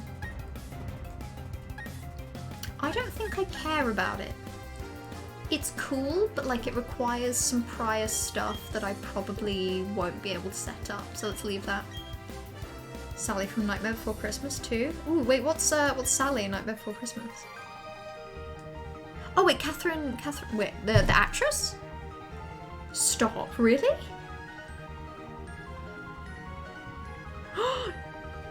Yeah, whoa, I didn't know that. She's in Beetlejuice as well, isn't she? I swear she's in Beetlejuice. Yeah, she's in Beetlejuice. She's in Penelope? Damn, she really cornered the market on Mother, didn't she? For years. She was in Chicken Little? Sorry, what was she doing in Chicken Little? She was in A Monster in Paris, Brother Bear 2. I can't get over it. What was she doing in Chicken Little? Who did she voice in Chicken Little? God, the cast for Chicken Little. Zach Braff, Joan Cusack, Gary Marshall? Gary Marshall as in the guy that directed Pretty Woman? Sorry, this is... Sorry, he was Buck Cluck. I feel like my worlds are colliding and I don't like it. Catherine O'Hara was Tina. Well, I've not watched Chicken Little in ages. I don't know who that is. Oh my god. Patrick Stewart was in Chicken Little. This is too much. This is too much. Crunched. David from Schitt's Creek was portrayed so well. They didn't make his sexuality his character. He was pansexual and had an everyday life. Yeah, see, that's what I want to see. That kind of representation. I think there's a mix. I think some media about, like, LGBTQ plus people needs to be about... I think it needs to be a mix. I think with any media for anyone, there needs to be a mix of media that is straight up just like, this character is blank, but the plot of this thing is completely separate. Like, I think there needs to be a mix. Oh! I didn't mean to do that. Whoops. Well, I had a straight shot to the front until I did this, surely. What the hell have I done? I'm causing problems on purpose. Have I ruined it? Oh, I see. I see. Okay, or do I? I absolutely don't see. That is a fun fact. We do not mention that. Someone identifying as queer, like seeing people on television from the community but not being different from anyone else. Yeah, I think, yeah, the point I was trying to make more was, like the Doctor Who, early 2000s characters, like David from Schitt's Creek. I really enjoy it when a character is a character, and then on top of that, you know, they are, for example, pansexual, and it doesn't define their character. It's not like every other thing they say is haha pan joke, but like they get to have something related to that. It gets to be a part of them, you know? Like it's still a part of them, it just doesn't define them, I guess, is the a step forward in representation. Like, yeah, he's gay, so what? He's in a different species. He still has your everyday problems, Greg. That has, yeah. Sorry, that has the energy of like, oh god, what's the thing where it's like, people are lesbians, Harold? That's how that felt. Yeah, no, I think I enjoyed that. I like it when characters are just actual, like, characters, but also LGBTQ+. Give me more of that, please. Hand it over. What the fuck am I even doing right now? This straight up just isn't working. Wait. If we push this back, then we can go back down, right? God, this area is kind of glitchy. Okay, well that's correct now. A bunch of it is correct, but not all. Right, let's figure this out. I hate puzzles. We're gonna spend more time on this puzzle than I've spent on any other part of the game. A lot of it is you're bored of coming out stories, give me established relationships, so I feel like I can be given a little comforting hug. Same. I think it's been said before, I think it was like a Tumblr post I saw or something, where someone was like, why do we not have more like LGBTQ plus rom-coms? Or like LGBTQ plus like Christmas movies that, you know, have the same like tropiness, but for like a different reason, if that makes any sense. Like, not for a different reason, but like the same tropiness, but just also using LGBTQ plus characters. Like, why not? Why not? Hand it over. Can I not push this? So is that one like fixed in place? I hate this room so much. Can I reset it? I'm gonna scream. Right, reset. Not much immediate way of sharing the character's anxiety the whole time. Yeah. Yeah, actually that's a good point, because like, so I talk about, there's a book I love called Loveless, which is about like an asexual protagonist, but it's basically an asexual protagonist's like realizing their ace and then coming out to their friend's story, and they have a lot of like problems along the way. And I loved that book.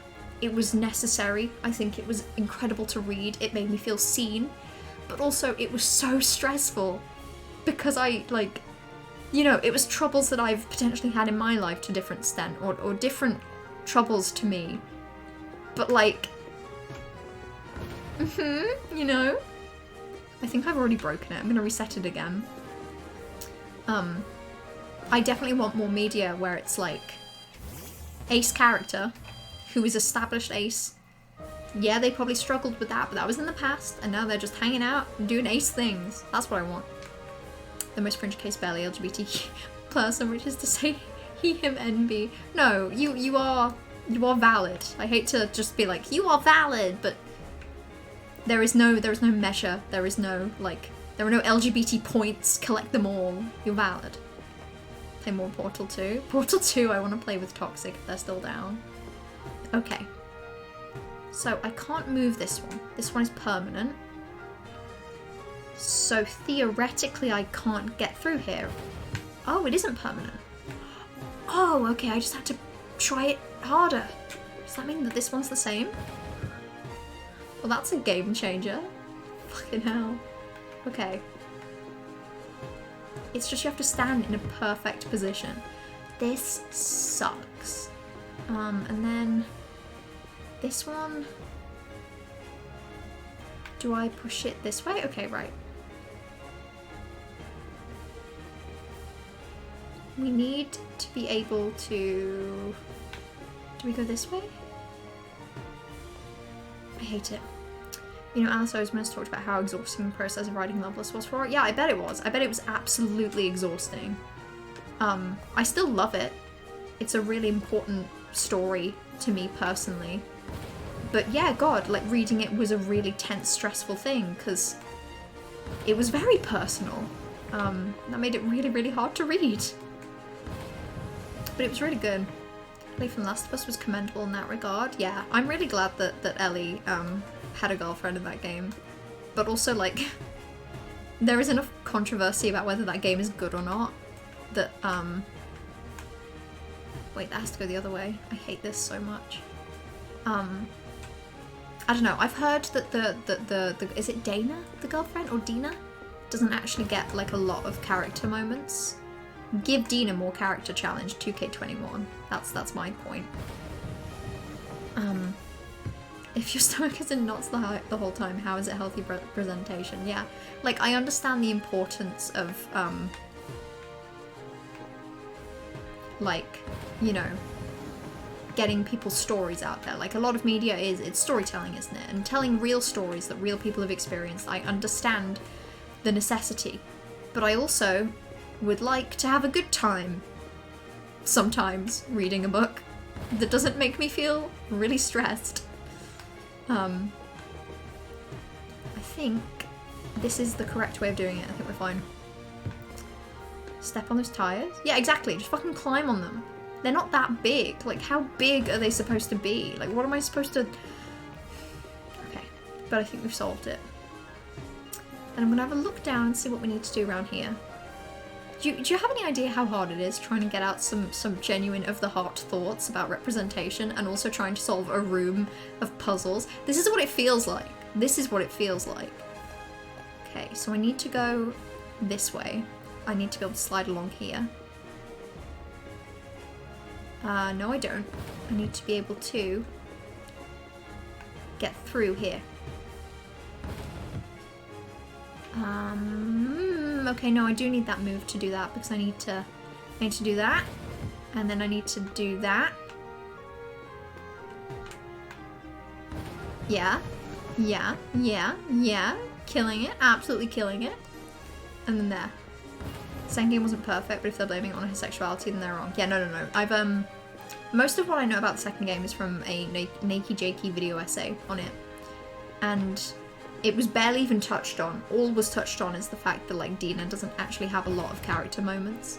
And I do believe that, like, you know, I would need to play the game to actually have an opinion on it. It's not fair to just be like, they didn't do it good enough, wah wah, but I can imagine a world where they didn't include a lot.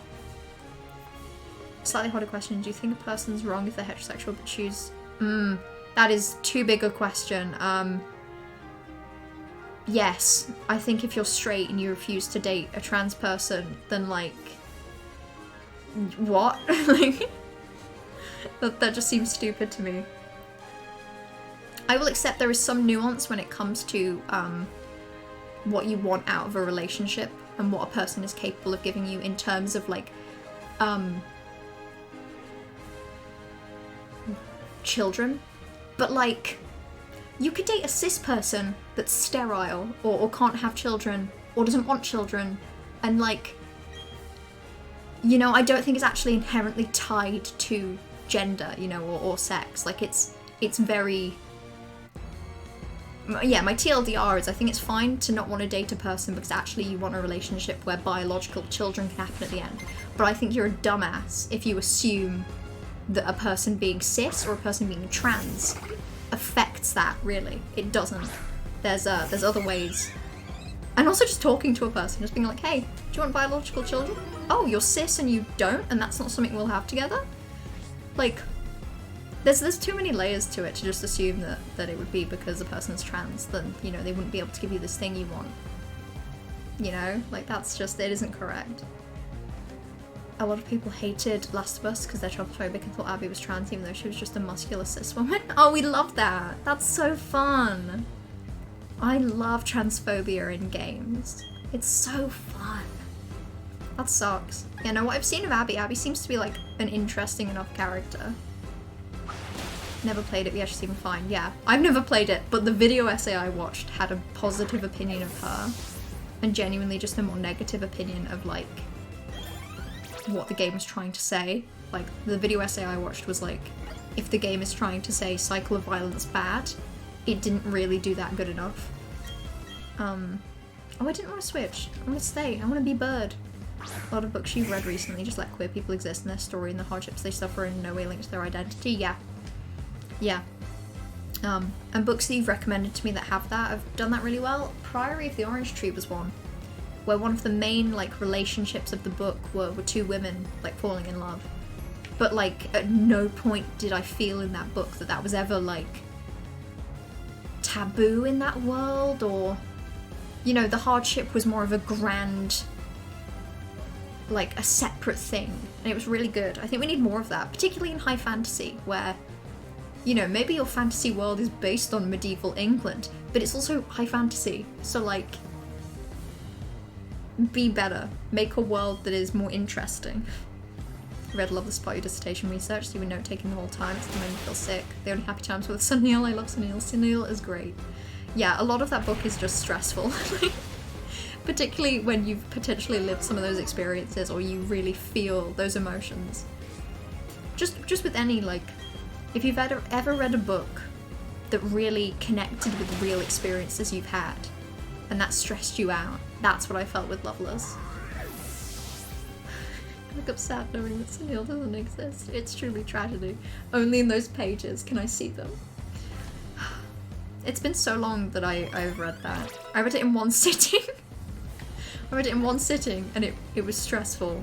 But I mean, I had a great time. Sure. Gamers suck. Yeah, I love games. Hate gamers.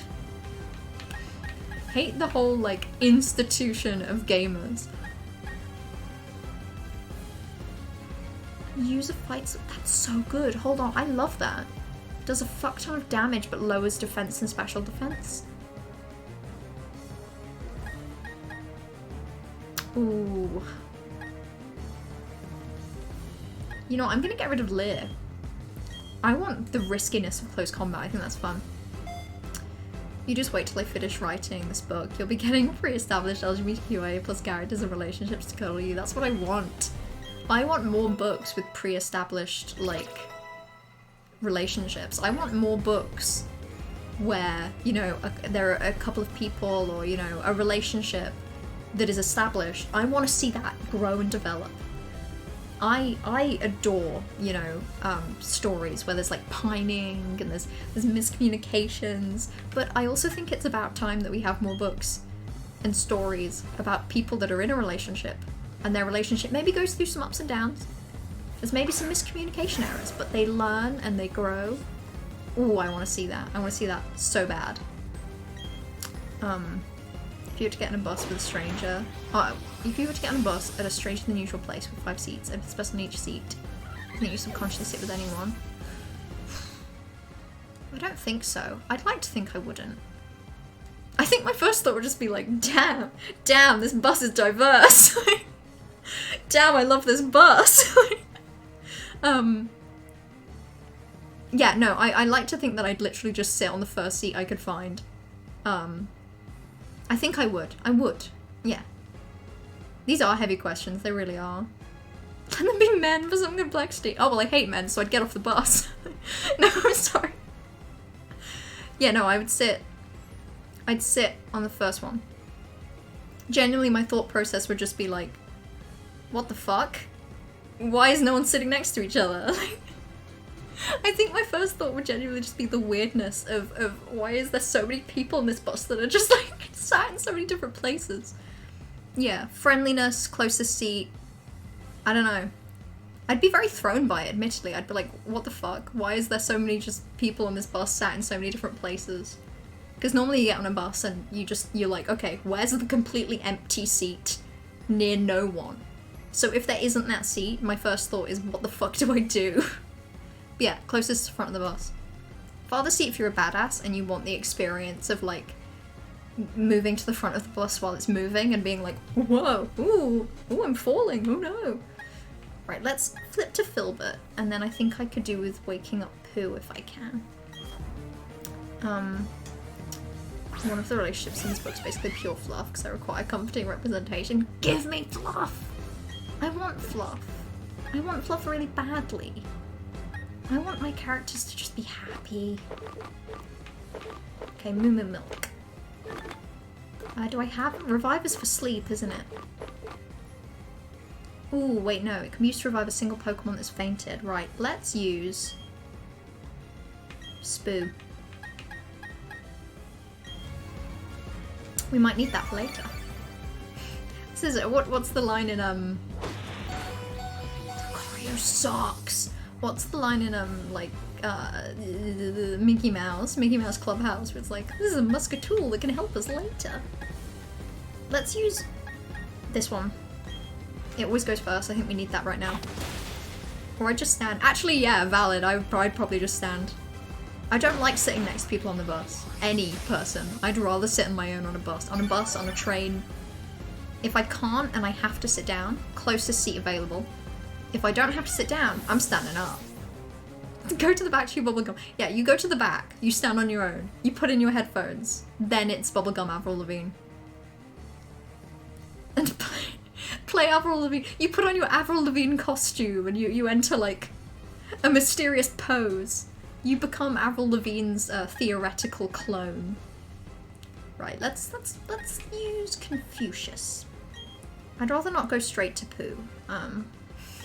I hate. Why did I name it Pooh? This sucks. Your therapist lowered their prices, now you have to pay more because the price is now too low for your insurance to think they need to cover. Griffin, that's... So instead of paying 50 out of 150, you pay 125 out of 20. That's so fucking dumb, Griffin. That is so dumb. First of all, surely your therapist should know... I mean, I don't know how insurance works. I don't know how insurance works. But surely your therapist should know that lowering prices likely means that that you will pay rather than the insurance.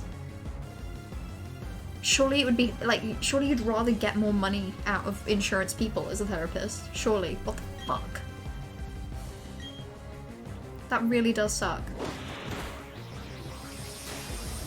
Lucario? And he just healed?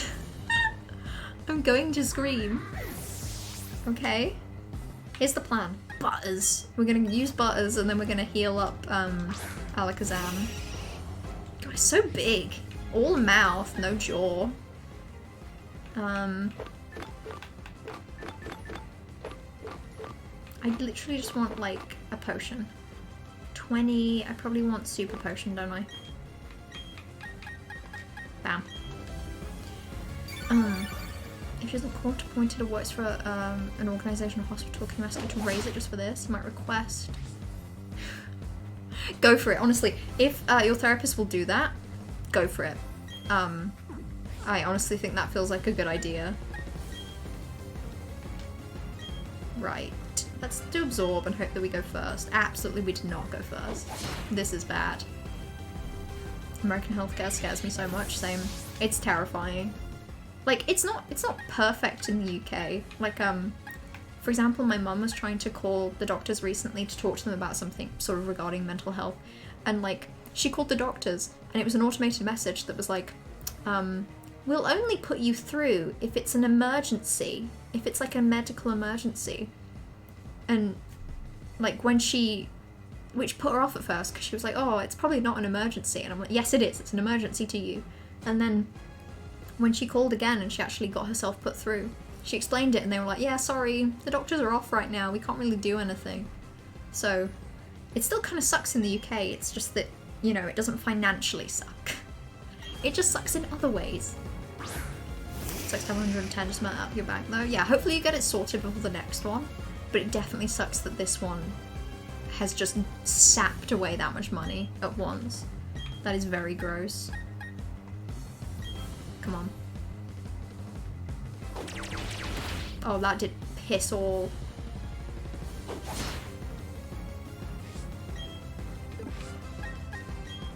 Okay. Oh, I'm gonna die. This Lucario sucks. I think it was Party that mentioned that this would be hard, but like, I didn't think it would be this hard. That's pointless. I need to just try and use Psycho Cut and see if it works. I'm gonna die. What the fuck?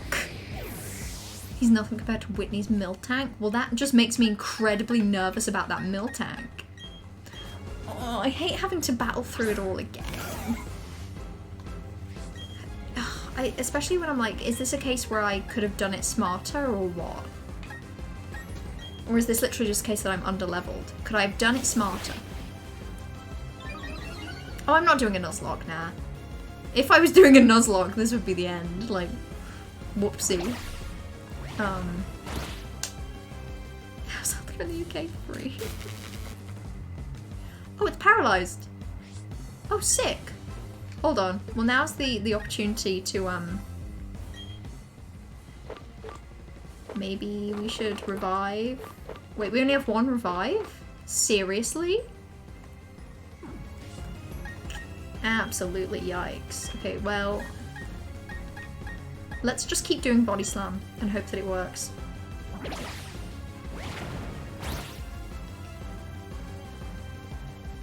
Okay. Use it on Monkey. Monkey. Lucario's Pot Steel, so weak to fighting. Okay. I don't think I have a revive though. I think I used it. Unless it's... We can't see the enemy HP bar? Yeah, you can't, can you? Hang on. Let's fix that, because it kind of sucks away all tension, doesn't it, when you can't even see. There you go. Sorry, that was such a shitty job of moving it down. See, this is fine, right? Like, this is manageable.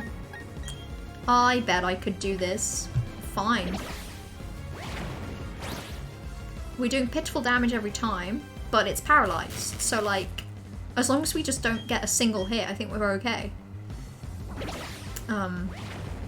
Just use close combat immediately. We gained... On the Lucario, okay. Yeah, I didn't, I think I was still thinking of it as being a pure fighting, rather than a fighting steel. Damn it! Slug! Slug avoided the fucking attack!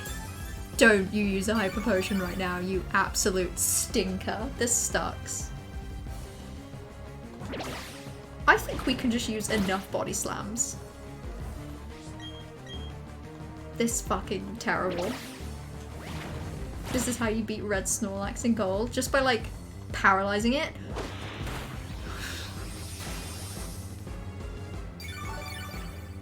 Schlurg was doing so good. Use water pulse too, it can. Oh.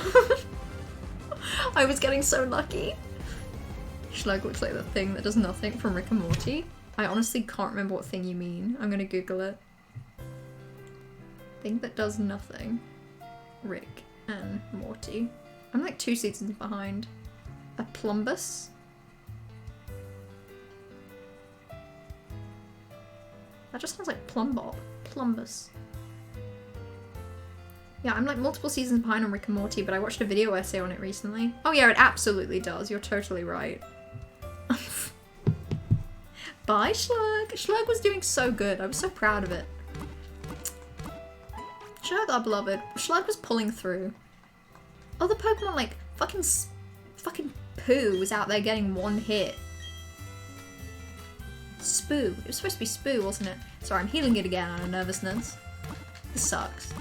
Yeah, no, I'm like 2 seasons behind on Rick and Morty, but I watched CJ the X's video essay on it, so I'm actually somewhat of an expert. God, I was only gonna stream till 10. I wanna do the boss. Where am I going? That's the wrong place. I wanna do the gym battle, but then I probably will end the stream, because, I mean, this has definitely cheered me up. I definitely feel better than I did a couple of hours ago. But yeah, I'm still tired. It's still a get in bed, lie down, pass out night.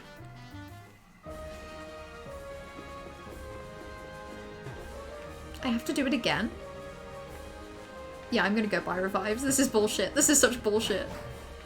I was not feeling so good. It's because I had an exam today. And the way that my exam worked is that it released at 8 AM and I had to submit it by 6 PM. But it was in 2 parts. One part was like some 1 hour thing that I had to do in an hour, and that wasn't so bad. And then the other thing was like 3 questions. That's not the right place. 3 like kind of maths biochemistry questions that I had to do. And I was so stupidly relaxed about this that I woke up at like 9 AM. What the hell is the center? And I didn't even start doing the mathsy questions until probably closer to maybe 2 PM. No. Oh, thank God, I don't want to fight. This place is such a maze, I hate it. So yeah, I started doing these questions at about 2 PM. And I was like, they probably won't be so bad. I didn't struggle too much with the practice questions. It was bad. It was really bad. It was online. So yeah, like, they basically dropped a link to where is the thingy? They dropped like a PDF essentially that had all of these questions in it. And you had to like... Am I losing my mind? Where is it? Where the hell is it? It's the big department store? Where? How many times do you save a Pokemon game? I'm actually pretty lax with saving Pokemon. I save it maybe at the end of a stream. Generally the Switch has never really crashed on me. So I don't think to leave it. No, don't go in that person's house. That can't be it. That can't be correct. Yeah, so it was online. Near the Pokemon Center. Wait, no. I'm just gonna double check. Is it this? Okay, it's this one. Yeah. I'm here to buy. Oh, finally. Okay, let's buy so many of these things. Let's buy like fucking 10. That's 9, but that's fine with me. Yeah, my point with the exam is that I left myself... I potentially could have had an extra couple of hours to work on this thing if it wasn't for the fact that I was so relaxed about it that I left it till quite late. But it wouldn't have really made a difference. No, you're not backseat gaming too much. Especially with this, I required help. I required a lot of help, and I am grateful for the help. Are your exams proctored? I'm not sure I know what that means. But I don't think so. I think if I don't know what it means, then probably not. 8 times in a row. That's fair. Listen, sometimes it be like that. Sometimes that's just the way that it be. You had a compulsory subject in your first semester that had nothing to do with your major, and if you failed it, you'd have had to retake, and it would have cost you 800. What the fuck? You cheated the heck out of it. Oh, it means with cameras on. Oh, okay. That is interesting. No, it wasn't like that. It was... Yeah, actually, they're very lax. Like, you could easily cheat on this thing because they don't really check it out like that. Yeah, no, literally the only way they keep track of cheating is just don't do it. So don't. You absolutely could cheat with this. And when I say could, I mean I basically did. I didn't get answers from anyone, mainly because I'm at the stage in my degree where everyone I know, all one person on my degree that I know, definitely has a better idea of the answers than me, but still not a... Still I don't trust anyone to get it correct at this stage in the game. None of us know what's going on. But I was getting thorough hints. Oh, goody Mel, I wouldn't cheat. No, I absolutely wouldn't cheat. But, like, it's an open book 10-hour exam.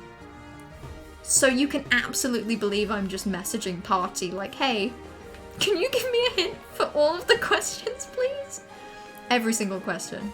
Literally every single one. You have absolutely no idea the lengths that I went to. You'd think I'd never answered a question in my life. I had no idea what was going on. Okay, is it like...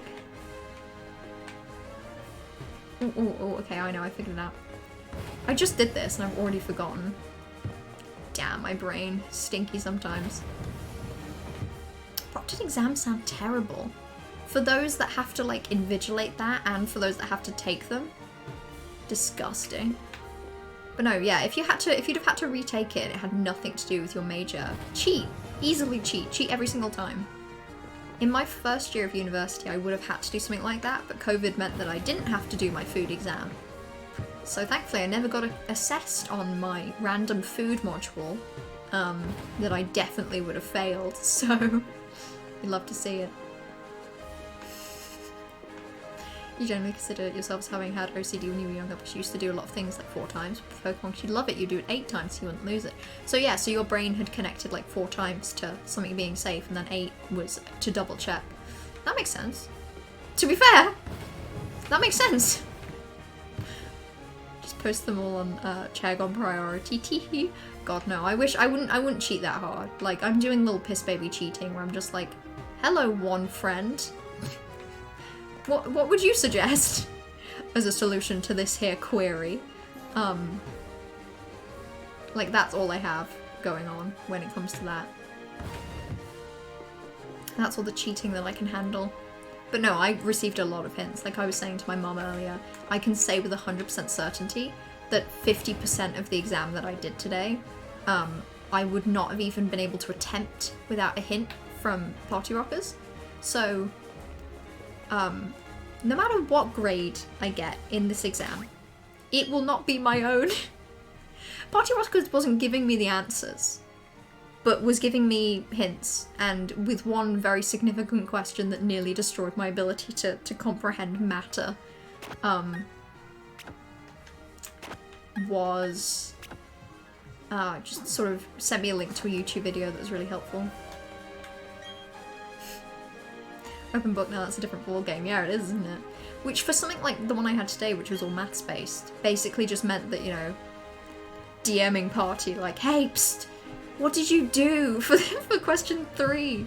But for my exam that I have next week, where I have to write 2 1,000-word essays, they've made it so that we're allowed to like reference stuff and use the internet. We just have to reference. So it's still 10 hours to write 2 essays that are each 1,000 words.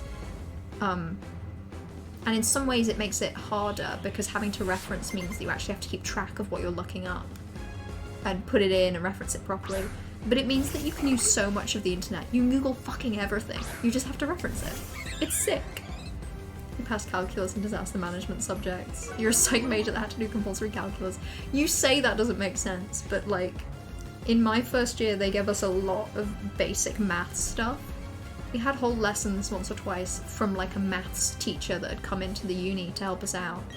And it was mainly like, in retrospect, the amount of shit I've had to do with logs and logarithms in the past couple of years, it was worth it. Kind of needed that help. You're gonna feel terrible if what you said was horrendously wrong, which is likely. Here's the thing, party. You gave me hints that allowed me to do some working out. I don't have faith that a single number I wrote down was correct, but I do have faith that I have gotten working out marks because of you. Like, I don't think I got an answer right. God, no.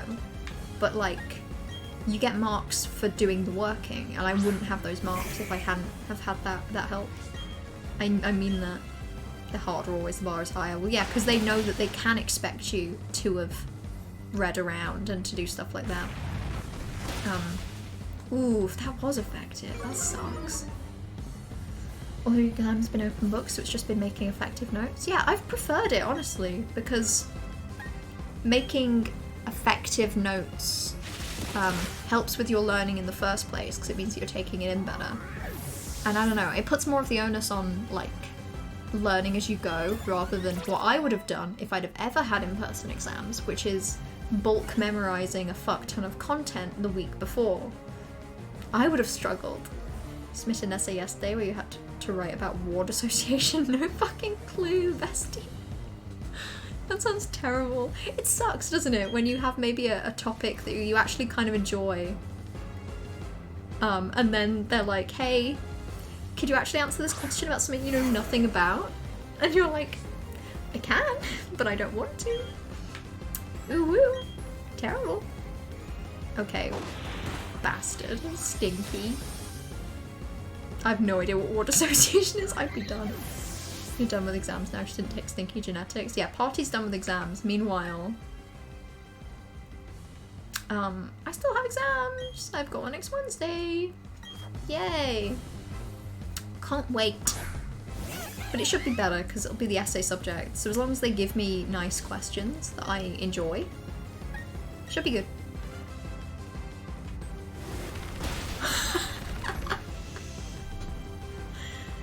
Yeah, okay, so actually maybe sometimes this game isn't just about having high levels. Maybe sometimes it's actually about just doing some smarter shit. That was so much easier. Wow. One hit. Winging. Winning. Fuck. Almost looks like you're losing, actually. It's funny, isn't it? It's a funny thing to have noticed. How interesting. Interessant. I am intrigued. Okay. Spoo grew to level 28. Good for you. Do you want to get into research or a job after your undergrad? Honestly, son, no fucking clue. I plan on trying to do some sort of like internship thing in the summer. Which if that involves me moving somewhere else for a bit, you can guarantee, like, oh, if I have an 8-week placement over the summer, I'm bringing my fucking PC. I will be streaming from, like, you know, some sort of research university's undergraduate, like, housing. It'll just be me there in my tiny room, like, hello, I'm streaming. But I don't know. I wouldn't be suited for a lab. I will say it honestly, I should not be hired to work in a lab. Don't clip this. Sorry, I just had the sudden idea that, like, I'd get interviewed for, like, a research job and they'd somehow find this and they'd find a clip from me being like, don't hire me! But no, like, if I should not be hired to do a research job. I don't know how to calculate concentrations to make a buffer, and I imagine that is the basics. I don't know what I'm doing.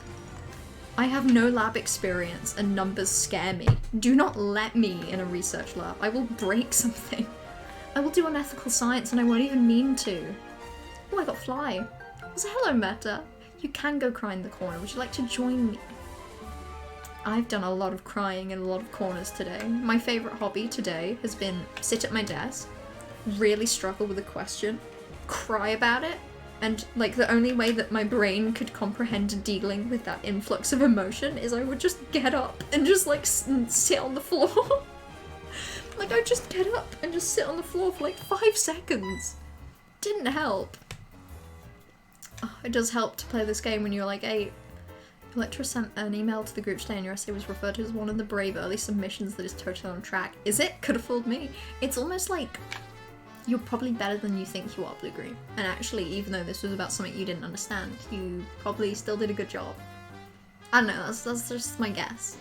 And it's almost like my ridiculous exam that I hated today, I probably have still passed. And considering the emotional exhaustion that I have felt from it, it's probably good enough. Don't menace that. I was going to apply to one in Munich, but besties, I am not taking my PC to Munich if I go there. To ship to B&G, Pfizer, J&J, Novartis. Joke's on you! I won't apply to any of those now. I'll apply to fucking, I don't know. I'll apply to work in biological communications. Having to write a page-and-a-half essay in 40 minutes and your first exam had you crying all the week since Monday. Yeah, that sounds exhausting. An hour and a half and 40 minutes. I'm hoping that doesn't include planning time, because if that includes planning time, that's absolute bullshit. You need more time to write an essay. I'm really sorry that you'd have had to do that. You just watch a tutorial on how to do an uwu. Like, how to say it. You just say uwu. Don't commit. Don't try and make it sound cute. You just go uwu in it, and then leave it as that. Writing that damn essay. What did I write? I can tell you exactly what I wrote, but is it sociological? That's the best kind of essay, when your brain does all of the higher thinking for you and you've mostly checked out. You'd love to see it. Yeah, God, I need to actually apply to some stuff for the summer, because otherwise I'll just be here. Oh no. What a shame. But no, I need work experience, because I can emphatically say I should not be put in a lab. So, like, maybe practicing being in a lab will help me. Stream full time. Don't. I couldn't. I was thinking about it recently. I genuinely... You know, in the hypothetical world where I finished my degree and I also had a Twitch boom and Twitch is functionally, you know, I could do Twitch as a full-time job. I wouldn't want to, because I'd be really concerned. I don't have confidence enough in Twitch as a job for me to go all into it, because, like, it fluctuates so much. It would make me too nervous. Like, what if you commit to streaming as a full-time job and then, like, a year later, you know, you've kind of fell off a bit, you got ratioed on twitter.com, and suddenly you have a degree in biochemistry, but you didn't do anything for a year. It says here you created internet content. That doesn't really seem relevant. And then now no one will let you in a lab. And then suddenly your degree is irrelevant. It's too scary. You get the subject to 9:30 and you get an hour and 30 as well as answering 4 questions. You get an hour and 30 to write a 1.5 page essay and answer 4 questions. Meta, give me the email of whoever the fuck is the head of your, like, department. I have some questions for them. I have an hour and a half and 4 questions for them. Should be put in the lab, not as a scientist, but to be cracked open research. I can organise that for you if you'd like, Griffin. I'll do a lab, and then I'll employ you to be our little test creature that we keep in a corner. We feed you peanuts, and we let you outside once a day to go on walkies. Classic lab creature. Pretty much how you wrote your report on my ISIS. You did a day and a half solid research and just wrote your report with your brain off. Sometimes you gotta turn your brain off. Sometimes your brain is getting in the way of creating good content. You get 3 essays to write in an hour and 40. Meta, I get 10 hours to write 2 essays. This sucks for you. Melly, you're later. I am later. It's later in the day. I'm also actually ending the stream now. That's what we're winding down to, because even though this has really cheered me up and I'm having a good time, I need to try and go to bed earlier tonight. Late. Thank you for the bits, Bright. And actually, I think you'll find that you're late. Isn't stable till you're in the 1%. I wouldn't want that. That sounds exhausting. Twitch is a really fun hobby, and I want to be able to do it for as long as I can. But I also am starting to believe that probably the course of my life will be when I have a full-time... I don't want a full-time job. I would love to have a part-time job and do Twitch part-time as like a hobby, you know, but like, I would love to do that, but I don't think it's feasible. Used to worry in a very similar way as far as career. I think especially with COVID, people are more understanding of resumes with gaps or atypical pursuits. Just do whatever makes you happy. Yeah, and this does make me happy. It really does. I enjoy streaming, but it's a question that hopefully I will not have to ponder for a while. But it's the question of, having time. I'm not quitting! No, God no. Like I say, it's a question I don't want to encounter for a long time, but I was thinking about it the other day where I was like, if I have to get a full-time job, I won't have time for streaming, I'll be working 9 till 5 every day, and then... Actually, I suppose I would still have time. Maybe I could, but I don't know. I don't know what I'd want. You do Twitch more full-time than some people that do it for a living. Your schedule consistency is way above what is expected of a smaller streamer. Yeah, but saying that, maybe that's true, but I'm streaming today on a Thursday, and my brain's like, that's wrong. You're not consistent. Sometimes you take Saturdays off. You're not consistent. But yeah, no, some people do Twitch really seriously though. Like some smaller streamers will stream every single day. Like people that are trying to make it a job. Short essays, but yeah, pain. They're still essays and they're still pain. Having to flip your brain between so many different subjects in such a short time is hard. 9 to 5 for uni, 5 days a week? Yeah, but I'm not working 9 till 5. I'm definitely not. I'm waking up at 9 AM, eating breakfast for an hour, and then fucking about on my computer, and then I'm not doing that much work. You're somewhat of a veteran in the corporate world, massive 4-day experience. It's hard to get time only if you make time, and you're gonna feel like a shell if you don't make time for things that make you you before the transition. Yeah, I wouldn't want to just get a job and be like, okay, I work 9 till 5 now, and then I come home, eat food, go to bed. That sounds miserable. But I don't know.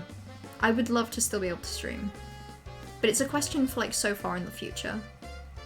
Overwork and stream at very random times with large gaps. Yeah, I could just be less consistent. Hell yeah, that sounds like a good idea.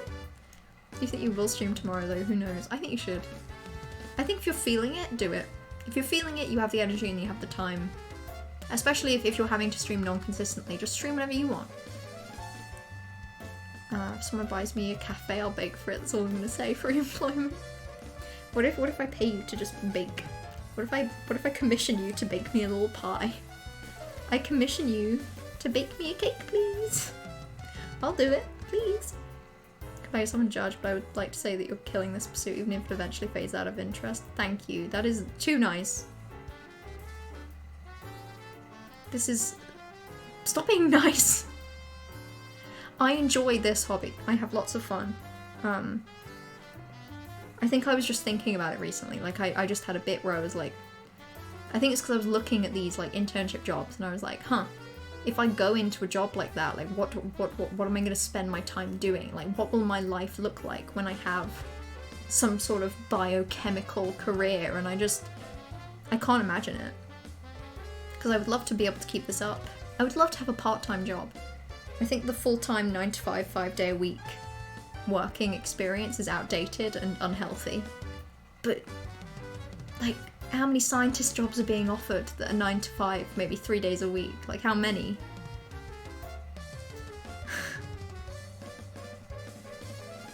I hope you find a job you enjoy. Those are rare. Yeah, me too. Me too. They are rare, which is really unfortunate, because you spend so much of your life working, and yet so many jobs are just shit. By nature of them just being necessary. So many jobs just aren't enjoyable because they're work. And honestly, the ability to get a job that you enjoy, so lucky if a person can do that. It's luck based, I think. And it's hard to do. Yeah, the only reason this is on my mind is because I've been looking into these internships and I've been like, huh, if I go down the route of getting one of these internships, getting lab experience, graduating in a year and a half and then working in a lab, what would my time look like? Your job is 9 till 5, you're getting it. I love to see it. I love to see it. I hope you enjoy it. I think you will. But is that 9 till 5, 5 days a week? See, on one hand, I look at a 9 till 5 work week and I'm like, that sounds terrible. When do you have free time? But I'm also quite aware that a lot of jobs, you do 9 till 5, 5 days a week, but you don't have homework or revision. Whereas at uni, you're kind of working constantly, it feels. some people are healthy and give themselves days off and actually work 9 till 5. But, like, I work a little bit every day. Some days more than others. Some days I take a day off. But, like, being at uni, it feels like every day is a work day. Every single day. This is hilarious music. It is, isn't it? I'm kind of leaving it on because, like, it's very much like, quirky best friend music. And meanwhile, we're like, what does life look like when you have a 9 till 5? You haven't worked a regular schedule since 2018. Do you prefer a non-regular schedule then? Or do you miss a regular schedule and you want it back? Even though it's remote, it makes a huge difference in software when people around you are fun and nice. Yeah, I bet. The workplace really does, like, my mum complains about work, mainly because of the people just being a bit shitty. So if you can end up with a good workplace where people are fun, or at the very least, like, you know, they're working on their job, but they're also down to clown. Uni's a constant mindset, whereas jobs, when you finish, yeah. A job, you work 9 till 5, and maybe a lot of jobs you do have something to think about for the next day. But generally, your days off are days off. Whereas uni, you're always on. Always. Yeah, unless you have bosses that call you and demand you from outside of work, which is possible. Lots of jobs are very demanding like that. But if you can find a job that you're only working it when you're working it, I imagine your free time feels a lot more free. Baking commissions, on the other hand. I'd commission some baking. I'd like some tasty little treat. I'd have them. I'd have them. But yeah, no, I am ending the stream. I've done a really bad job. Also, I saw the hydrate and dihydrate from earlier, Blue Green. I forgot to acknowledge it. I'm also out of water. Also, this wasn't water in the first place. This was peach schnapps and lemonade. But what I will do after the stream is I will get a lot of water and I will drink a lot of it. Your job is to essentially be on call, which, like... This isn't my last stream! No, I'm ending today's stream. I'm not ending streaming. I'm not ending streaming for a long time. Last stream. Yeah, sorry everyone. So ending spiel, I won't be back on Saturday, I won't be back next Monday.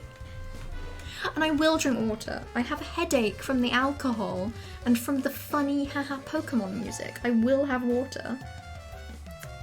But yeah, no, I will be back on Saturday. I think I will. I don't know what I'm fucking doing. Probably not Ben 10. I probably shouldn't play more Ben 10.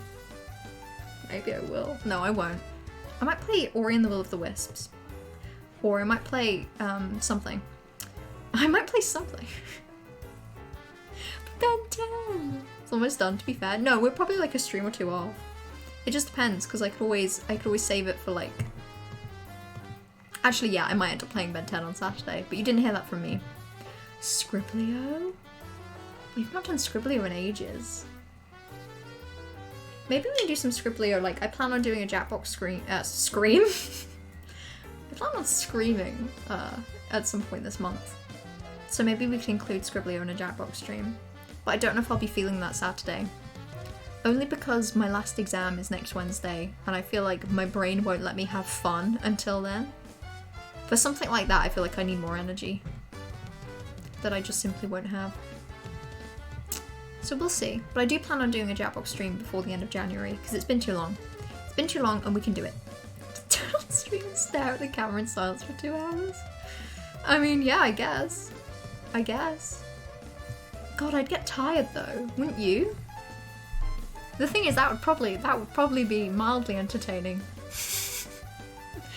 But it would be mildly entertaining, like, the first 5 minutes, where you're like, haha, oh, this is seriously. And then it would be entertaining when you pop back in an hour for 5 minutes and it's still going.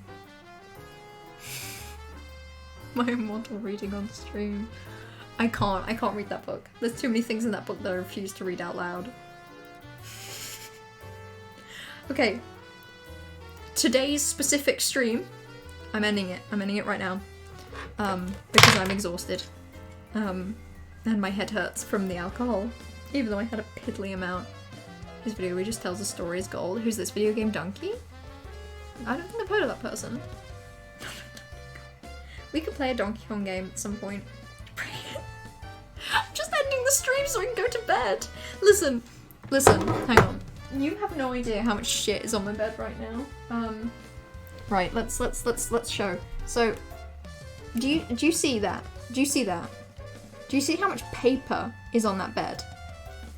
That is because in today's exam, I spent so much time getting out a piece of paper, writing like some scribbled crazy notes on it, and then like writing something else. Like, look at this. This is insane. These are the crazed ramblings of a person that's desperately trying to figure out pH and failing. And I have to put all of this away. And some of it I actually have to, like, separate because some of it is relevant to my degree from here on out. Yeah, and yell Eureka. God, I wish. It may be one of those days where I'm just going to gently put it on the floor, save it for tomorrow. But yeah, I'm going to end the stream for today. I will be back on Saturday, probably playing Ben 10. Until then, have a good rest of your week, everyone. I hope no one has exams. I hope you will get to actually have a rest. And have a good rest of your day/evening. Until then, XOXO.